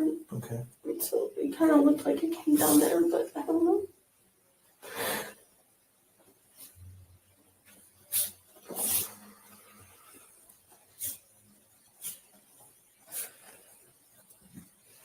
And so is Murphy your dog? Kaylee's dog. Kaylee and her ex-boyfriend's dog. Okay. So you heard Murphy bark right after you heard what you thought was a firecracker? Yeah, something like that, but he like, I don't know, dogs bark at random things. And sometimes when he's happy, he'll bark. Okay. It didn't sound like an angry growl or anything like that, just a bark? I don't really know. I was like half asleep. Okay. It just sounded like bark. So, hear the firework, kind of see a spark underneath the door. Mm-hmm. Murphy barks. What did you hear after that? Pretty much nothing. Nothing. That's it. Okay. And you thought maybe someone was just in the kitchen at that point? Yeah, just like someone accidentally fell into the table or something. Okay. And she was like with Murphy. Do you know about what time that might have been? Do you have any like idea? 4 or something. I tried to call all of them at like 4:20ish around that time, and no one was answering. I thought they just went to bed or something. Okay. What happened after that? And then she called me, and she said she thinks she saw someone, and I didn't know like really what to think of it, because sometimes we think we hear things a lot in the house, but it's usually just Ethan walking around. But she came, I told her to come to my room, and she could sleep with me, and we could lock the door, just stay in there just in case if there was anything, and that's all I know. And I fell back asleep. You didn't hear anything else? Mm-mm. Okay. No one else talking? Didn't hear something. Okay. Did you make it to your room then? Mm-hmm. Okay. What time do you think she got in your room? Around like 4:20, 4:30. Okay, about the same time? Yeah. Where's her room located to yours? I'm the only one on the bottom floor, right by the front door. Okay. And then you go up the stairs, and Xana's room, and Xana's room, the kitchen, and then upstairs is Maddie and Katie's room. Okay. And where's the room? Right by the kitchen. Right by the kitchen? Mm-hmm. Okay. And did she say anything to you when she got into the room? She said she thought she saw a man, but I didn't know what to think of it. I was like still half asleep, and I was like, I didn't know what to do. I don't know. Okay. It didn't sound like I didn't hear screams, I didn't hear anything. I didn't really know. Okay. Okay. I do think it's interesting that she didn't hear screams down there, but Dylan noted hearing screams. So, but it's interesting that Dylan didn't tell Bethany that she heard the screams. Right. See, this is the thing. I think that, first of all, I don't think that anybody is going to question these girls' behavior more than these girls themselves. I think these girls, for the rest of their lives, are going to run through every single second and second guess every decision and all the shoulda, woulda, couldas. Okay. To me, when I listen to her, what I hear is, because of their age, because of the roommates themselves, kind of, they did things together, but they all also did their own things. They all kind of came and went when they wanted to. And they were not like me and ATS News up here, who have children and have to be on a schedule. And we cannot just do things all willy-nilly. We got to have a schedule. We just can't just be all footloose and fancy free. So what it sounds like to me is that they conditioned themselves when they hear noises and stuff to blow it off. And they had, I think what the saddest part is, I think the girls, both Bethany and Dylan, had a gut instinct, but I think they ignored it. And I would like to see us teach the younger generation, never, never, never ignore your gut. Your gut is telling you something for a reason. The only times I've ever gotten in trouble, like anything, I've avoided more trouble listening to my gut. And the times that I didn't avoid, the times that I didn't, are the times that I did get in trouble. right. And, or something bad happened. You know what I mean? Never to this extent. Okay. But Right. I think these girls really just were not listening to their guts. I think they were second guessing themselves. They were, weren't, correct me if I'm wrong, but aren't Dylan and Bethany the youngest in the house also? Yes, I believe they were. Yeah, they were the lower classmen too. And I feel like they don't want to be the babies. Look at them. Look, calling the cops again. Look, they've called the cops over here. Now we're all in trouble, and it's nothing. Yeah, because they're being big babies. And They she's thought they calling heard the something. roommates, and the noise Right. stopped, and they're not Right. answering. So she's just thinking, well, they went to bed then. Exactly. Right. She's not thinking the noise stopped because her roommates are no longer breathing, and that's why there's no noise. And I love how she mentions Ethan, because Ethan would make noise, this and that. It reminds me of just the guys in the house, during when, take everyone go back to when they were the early Yes. 50s and stuff like that. You know that when the guys come home from the bar, they're loud as heck. They're fumbling in the kitchen. They're trying to cook food. You know what I mean? They're making a mess. Right. They're making and they're noisy. Yes. And so that is exactly, I believe everything that she's saying. Like, I just thought it was Ethan, and I thought somebody ran into the table. Like, it makes sense to me. Like, listening to Bethany here makes sense to me. It does. She chalked all the noises that she heard and explained up to something as to something that she'd already heard before. Right. Easily explained. The spark, however, right. The only thing that I can think of is I wish that he would have probed her more and gotten her to describe it more, because I think what we have here is her inability to accurately describe what she heard. I don't know how many of you guys have ever had their eardrum burst. Okay, but I did. And I was a kid when it happened. I was like 11 years old. And I remember describing what I heard when it popped. It sounds like, and the only way I knew how to describe it was if you open a box of Kraft macaroni and cheese and you pour the dry pasta out of the box, then the sound the pasta makes pouring out of the box is the sound that it made. Obviously, I wasn't listening to pasta being poured. I don't know what it is that she saw. Yeah. That she's equating to a firecracker, because she doesn't really talk about a noise. She more talks about a spark. To me, it sounds more like somebody flicking a lighter. And maybe that's what she saw. Maybe there was, because he had his phone off. So if you turn your phone off, I don't think that you can use your flashlight. So maybe he used a lighter, or maybe what she heard was him hitting up against a flashlight. Maybe he was checking under the doors to see if there was movement. Maybe that is what she heard. And she just wasn't able, she didn't have the language in that moment to adequately and accurately convey what it was. And or Holly, what Holly said, a light bulb broke or cracked.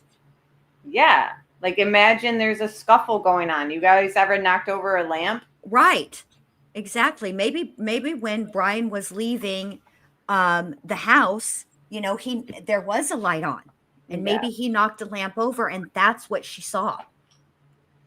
People who were, now I know this, Kimberly says stun gun. I don't know anything about them to really say, but I do know that in the body cam, and they said that they didn't see any shell, like talking about a real gun, because I know that's already been speculated on, that it was a gunshot. They said that they didn't see any shell casings or anything like that. So I don't know. I feel like another theory that Teresa said, or maybe it was Sleuthy, that it was when the car was speeding away. So it was a backfire, like when your engine misfires, you know what I mean? Oh, yeah. And then like the light was like his headlights speeding. Right. Was downstairs. Like, I don't know. I think that that's interesting though. Like it is definitely something that I'm like, well, like, wonder what that actually was. Yeah. I wonder what that actually was. Right. And Dylan didn't hear it either. No, because she didn't say anything more than she just saw someone. Yeah, that's all I remember her saying.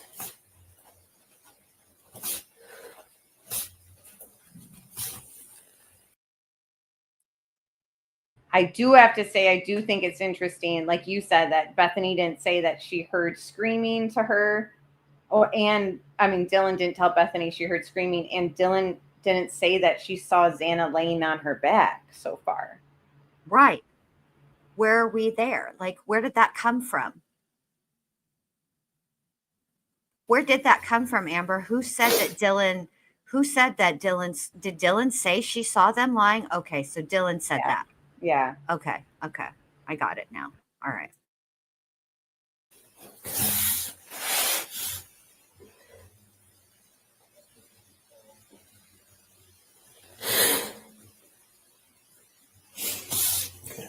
So your bed then, if I'm looking at the right house, you have a parking lot, front door, and your bedroom's just to the right?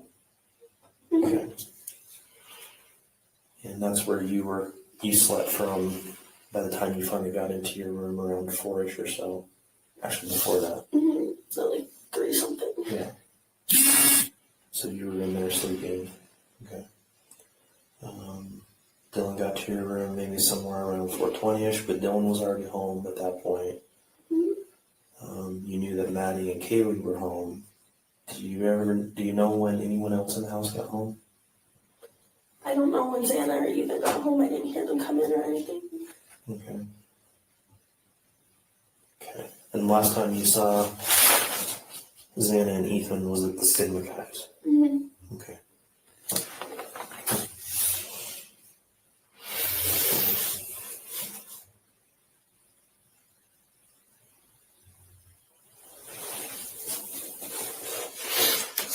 So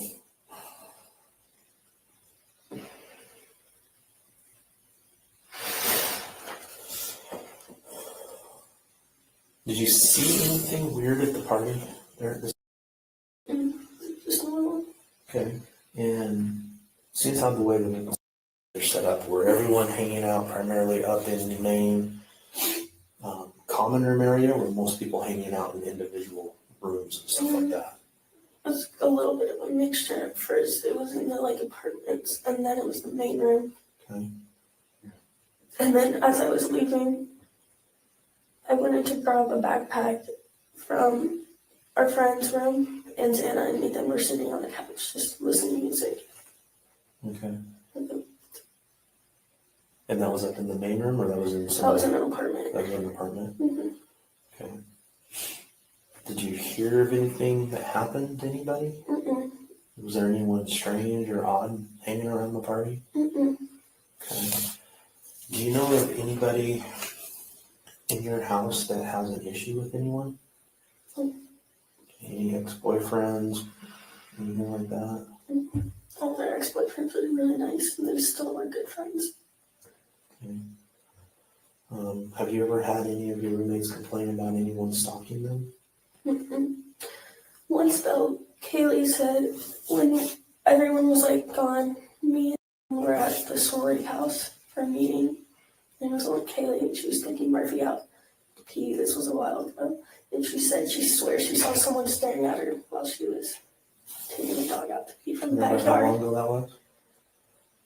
Maybe like a month. She could see like a man silhouette like staring at her.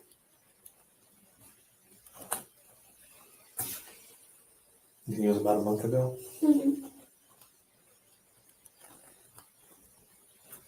Did Kaylee have any issues with anyone? Okay.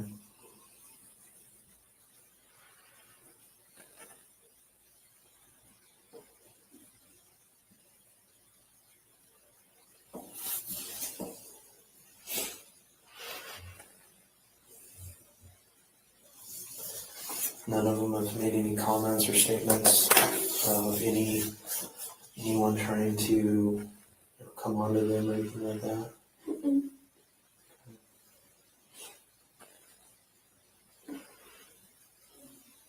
And you said that all of ex-boyfriends and that, they're all normally very nice and stuff like that. Are any of them fairly recent breakups? One, but Like I said, that'd be a little bit. Can you give me a little information on that one? his name's he lives Okay. down the street. On Taylor? He's talking about Jack. I think. Okay. And he and Kaylee share Murphy, Okay. and they dated for 7 years. And that's in Kaylee? Or something like that. And they dated for 7 years? Something like that. Since high school. Their families are really close too. Okay. And they shared Murphy? I think. Okay. How long ago did they break up? Maybe like 3 months or something. But they're still on really good terms. Do you know why they broke up? She was gonna move to like Texas.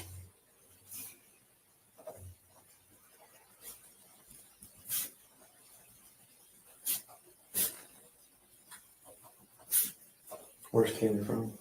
Portland. Okay.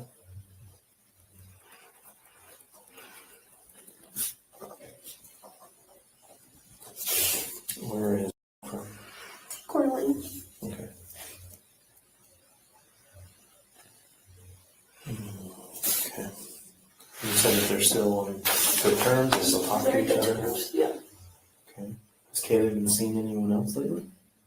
Not really that I know of. Okay. Do you know when she was going to move to Texas? After this semester. But then apparently she wasn't going to anymore. I don't know. Do you know what changed your mind? I think she wanted to stay here with all of us.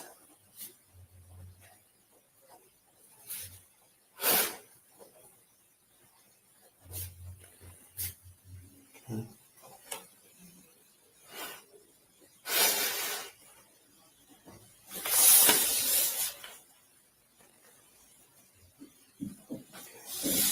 Is there anything else you think is important for me to know? And you might remember things later. That's very normal, okay? If you think you remember anything else, please reach back out to us. And we'll bring you back in and we'll get that information, okay? I'm going to go back through my notes real quick before I have to go, okay?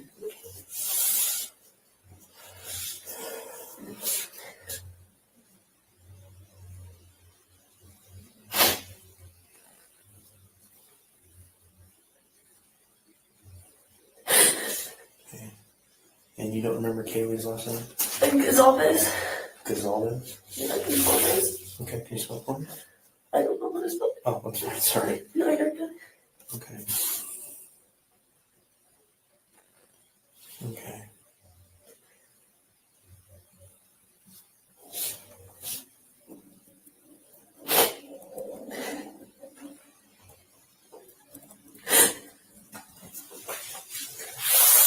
All right, Bethany, I very much thank you for sitting down with me, okay? I'm going to take you down to the other room so you can be with your friends, all right? You sure there's nothing else?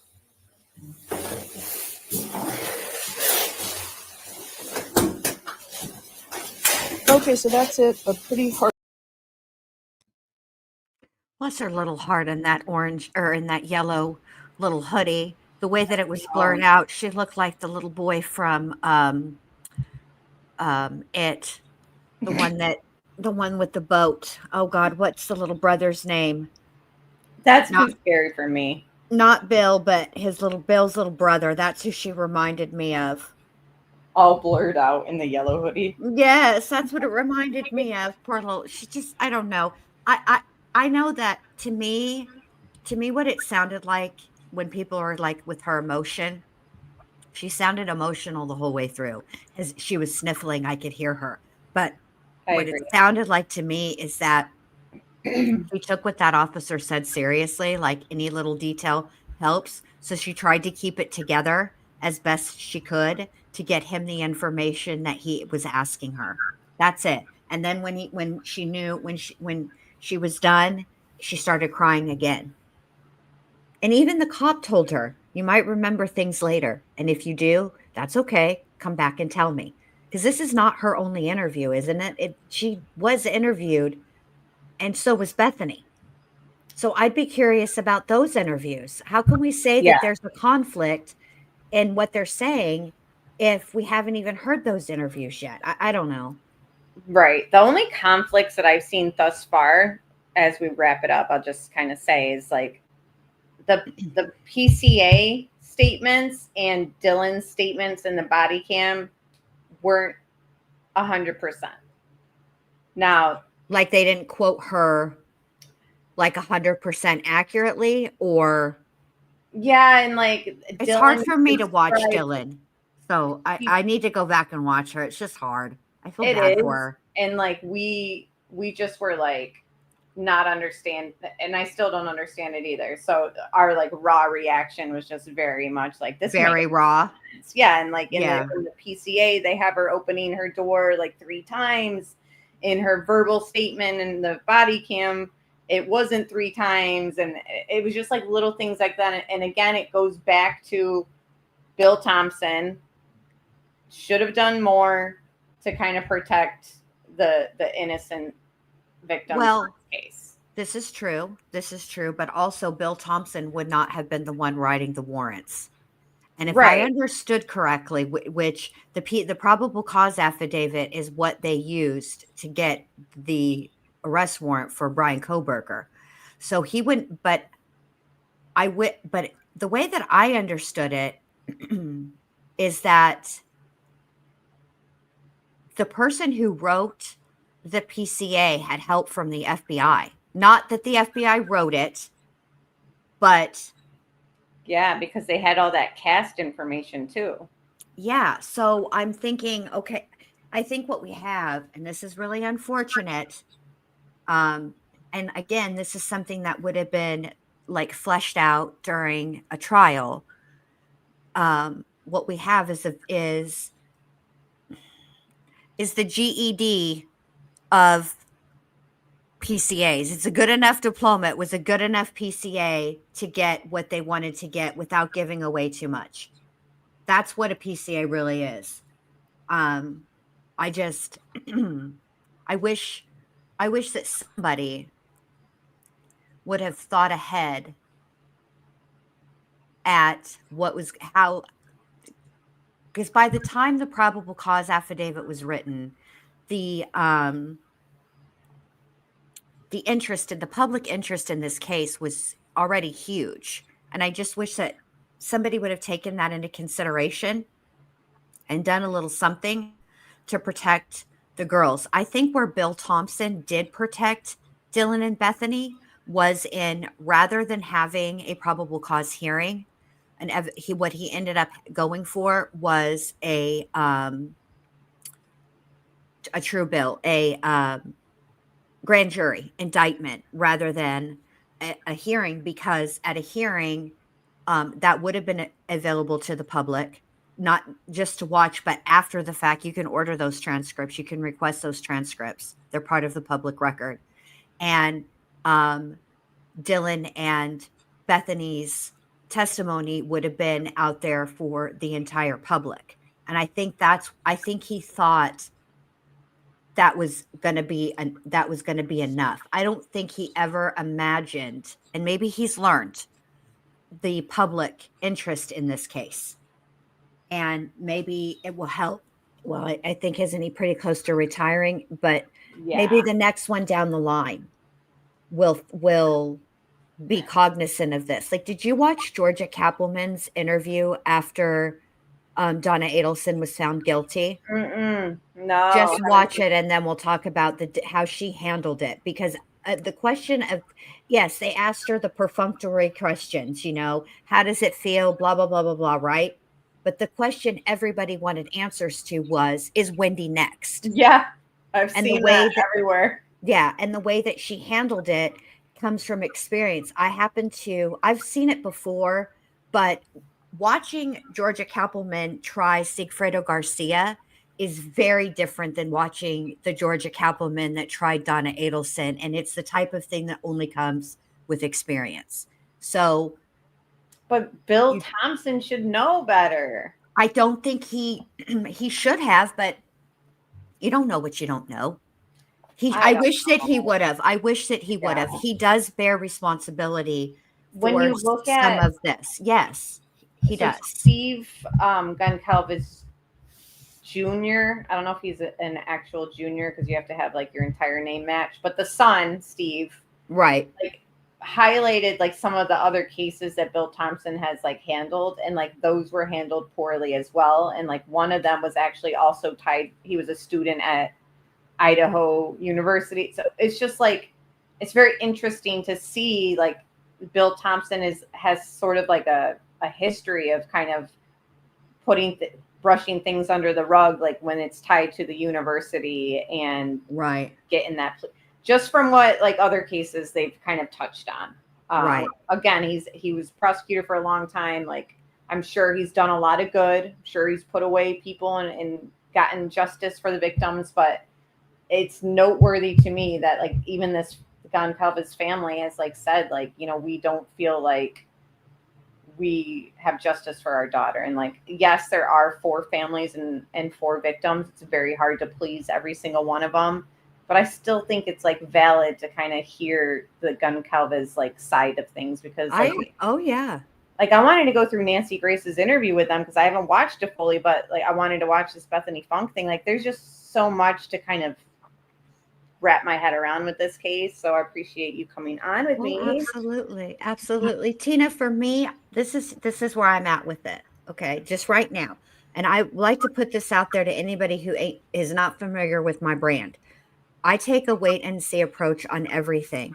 But my mind is open to, I want to hear all of the things. So if there are going to be other interviews with law enforcement released with Bethany and with Dylan, I'm open to listening to those. Yeah. To me, at this point, that's subject to change. I haven't seen anything that gives me pause, that causes me to have red flags. That's right now. It's subject to change, but for right now, I don't see anything. But if, you know, you know, that's where I'm at right now. That's where I'm at right now. I've seen things through Reddit that other people are pointing out as red flags, and I think that they're interesting, but I won't touch on them until I get the full context. And, like, right, if you, which it states in, like, a lot of documents, it'll say, like, this is the summarized report, or this is the summary of events, this isn't the actual quotes, or something along those lines. Right. You know what I mean? So that's why, like, these verbal interviews to me are more interesting, because, like, I'll listen to the full context of what Dylan will have to say in her interviews, and then I'll compare it to other things that she's said in her verbal interviews. Like, I don't like solely compare it to, like, the PCA or the investigative notes on, like, the supplemental reports. You know what I mean? Like, I want to hear her visual or her statements verbally, and then, like, compare them to other ones. But that's where I'm at. Like, I need to, I need to hear what she has to say, not a summary written by somebody else about what she had to say. Let me hear what she has to say. You know, and like I said, maybe my mind will change. I mean, I'm not, my mind is never, like, until I've seen it all, read it all, heard it all. Yeah. That's when my mind gets made up, and it's very difficult for me to change it. But I'm still in the, let me just hear what's going, let me just get to that point. You know, let me get to the point where I know, where I've gone through everything.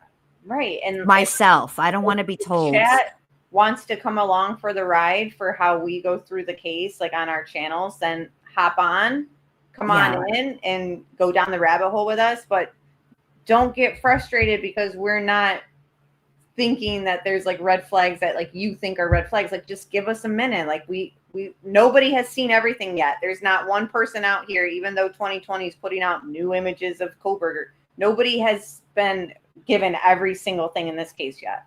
No, that they have. So exactly. So I just, you know, I'm not there yet, but you know, when I get there, then I'll make my final, you know, determination or whatever. But at this point, like, I'm not, you know, I'm not there yet. And I will say that there, you know, I'm not surprised at the level of influence that the college had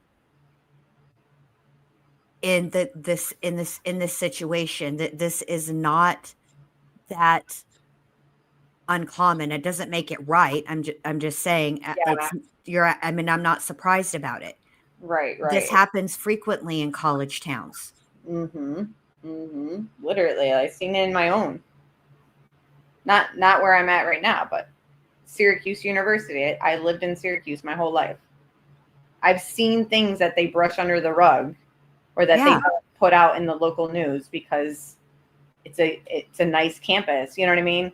I think people can understand like where that whole if you don't understand that there's entities that have more control and power over things, then like I don't know what to tell you. But I think there's a level of that in this case for sure. I think you see it too. Like I do. I see that the college has a huge influence over the way things, over certain things. Not everything, but they have quite a bit of influence. This is how that town makes its money. Yeah, and Tina's bringing up the blood in DM's room and blood in JS's apartment again. Like, whose blood was it? Because I've seen that conversation in the Facebook groups. I have not seen anybody say this page right here shows that they identified the blood and it belonged to so and so. So I mean, I don't know, like menstruation and other things can also leave blood on blankets and stuff. You know what I mean? Like, so whose blood? These things need to be ironed out before you guys just come into my comments. And not you, Tina. I'm just saying, like, in general, I've just seen it. What about this? What about that? Like, come at me with the full thing. They found so-and-so's blood in DM's room. They found so-and-so's blood in JS's apartment. But nobody has said that. They just keep saying they found traces of blood. Like, whose blood? Right. Like, they found blood. Okay. Was it human blood? If it was human blood, did they match it to anybody? Whose blood was it? Yeah, exactly. And that's fine, Tina. Do what you got to do.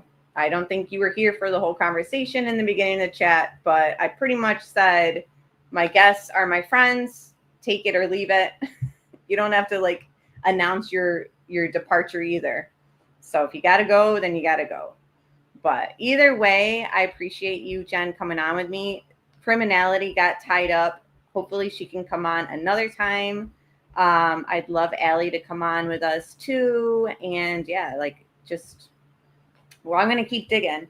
And yeah, I mean, I'm curious. I mean, I do want to know, like, I do remember the latent that was in front of Dylan's door. That I remember.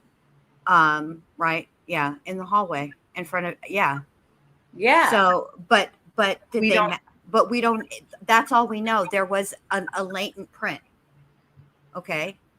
We don't know if they, you know, whose it could have been. Did they, did they do comparisons? We don't have that information yet. So like, I don't know. Jeff says, I love your show, but the lava lamp. It isn't for me. Just kidding. I love lava lamps. I know. I love your show, but that live light isn't for me. Peace out. Oh, gosh. But yeah, exactly. It could have been their own blood. And thank you, Meta Mom, for being here. It's so good to see you. And thank you for all your support on X and just always being here. Thank you to my moderators, everyone who joined the membership and donated. Roxanne, thank you so much. Johnny, what do you have going on with your channel, Jen Lou? Because I know you just wrapped up the Donna trial. So now what? Okay, so I don't even know what I'm doing next, honestly. I'm tired of that. Like, there's another trial. It's called the Kiss Me Goodbye case, I think is the name of it. It starts on Monday, so I was gonna look into it.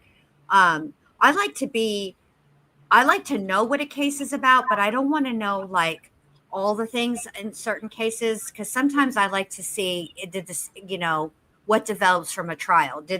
Can the state prove it? Like I feel like with the Adelson trial, because I followed it for so long, I was like, Donna's guilty. She's guilty. She's guilty. She's guilty. And then I had to be like, wait a minute. Back the milk truck up. You got to like, okay, I can't. Yes, I feel like Donna's guilty, but the real question is, can the state prove it? Right. So I had to watch the Adelson trial from that lens. But this case, I feel like I heard about it, but like it's not coming back to me. So I just want to like check it out. But I think I'm going to stick with streaming trials for a while, and then cool. Yeah, and then I'm still doing the other stuff on my second channel. You know, just keep trying to get that. I need to get that documentary out where it doesn't have a bunch of copyright claims. You know. I know exactly how that goes. Sometimes it takes time, you know. You got to just tweak it a little here and there. So it's very tedious work. Yeah. If anyone doesn't realize. Hey, Delana, we are ending again. If you guys want to follow Jen, just click on the @ and then her name in the title, and it brings you right there. Hey, Tracy. Okay, guys. So I'm going to do a Watts live stream on Sunday. It's just a Q&A. I had a post in my Facebook group for Watts about their biggest questions. So, Jen, if you're not busy Sunday, again, we don't have the Are you answers. sure that you will want to have me up here after tonight? Yeah, you're always invited. Thank you. All right. Yeah. And again, like, I don't care what my chat says about my panel guests. Like, maybe I'm not for everybody on this case. Okay, like we can disagree, you know, like I've had look, when Amber and I very first started talking, we talked about the Gypsy Rose case, and Amber was like, no, she is a victim. Jen Lou, I don't know what is going on with you today, but no, ma'am, Pam. Sympathizer. And then boom, she followed some stuff out. Harley Quinn, if you go look on my my channel, the one that you're always on, it's there. You'll find it. I don't have a link to it right now. I mean, I probably do. Here, it's this channel, this one. Click this one. Yeah, put it in the chat. Hold on. Let me share it. Just give me a sec. But yeah, in the description box and the title, you can find her one channel, and then it'll follow. You can look at her other channel there too. It like took a while for Amber to get like, you know, oh. Yeah, because I got it. Then it ended up outside of the mainstream's narrative. Yeah. And that's the thing, is they did a lot of like repeating the story over and over and over and over, and it became ingrained in people's heads. And then you know, it took a minute, but you know, maybe I'm not for people on this case, but that, you know, but if it's about the fact that I'm not ready to, you know, feel a certain way about things yet, just because I haven't had an opportunity to look at all of the things, then, you know, maybe I'm not for you. Sorry, not sorry. Right, exactly. It's like, I think I'll be okay. Yeah. But yeah, I mean, listen, if Dylan is saying things in her interviews that don't align with other statements she said, like I said, I can still think that Kohberger is guilty and still think like something's up with why these aren't matching up. So. Right. Like, yeah, I'm just not there yet, but maybe, and, you know, I need to see things. I need more evidence. I need more. And that's with all of it. Like, I think that what Tina was trying to say is that I think she believes that it was Bryan Kohberger and somebody else. And my only thing about that is, how come if somebody else was involved, it doesn't negate what Bryan did. So if he points the finger at somebody else, right, it's not going to get him out of what he's done. Okay. But why would you just let somebody be free that participated while you're sitting in prison and, you know, getting harassed on a daily, according to his, you know, reports. So like, it's like, I'll be open-minded, but everything so far doesn't point to others like right with him. And why did he do all four in the timeline? Well, because they were wasted. Right. Or sleeping. Right. I mean, specifically. Richard Speck was able to control eight nurses. 8. And not only was he had them wait in one room while he took them individually into another room and strangled them and stabbed them, murdering them. Yeah. You know? And again, it happens. You don't know. You Yeah. have no idea how compliant people will become if they think it's their only way to survive. Yes. And that's a good way to end it because, Yes. we'll keep that in mind when trying to understand certain things. And I think that that's a valid point. Lock your doors, trust your gut. Yes.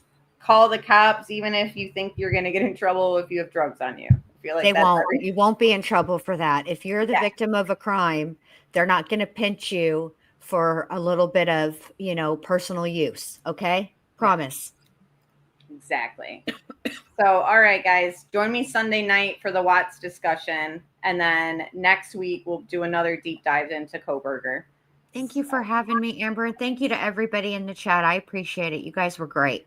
Yeah, we got great chat. And thank you again. And I will talk to you very soon, Jen. All right. And yeah, you have a good weekend. Or You maybe I'll too, see you babe. Sunday night. Well, I'll see you Sunday night. Just message me. Yes. All Okay. right. Awesome. Okay. Bye. Bye.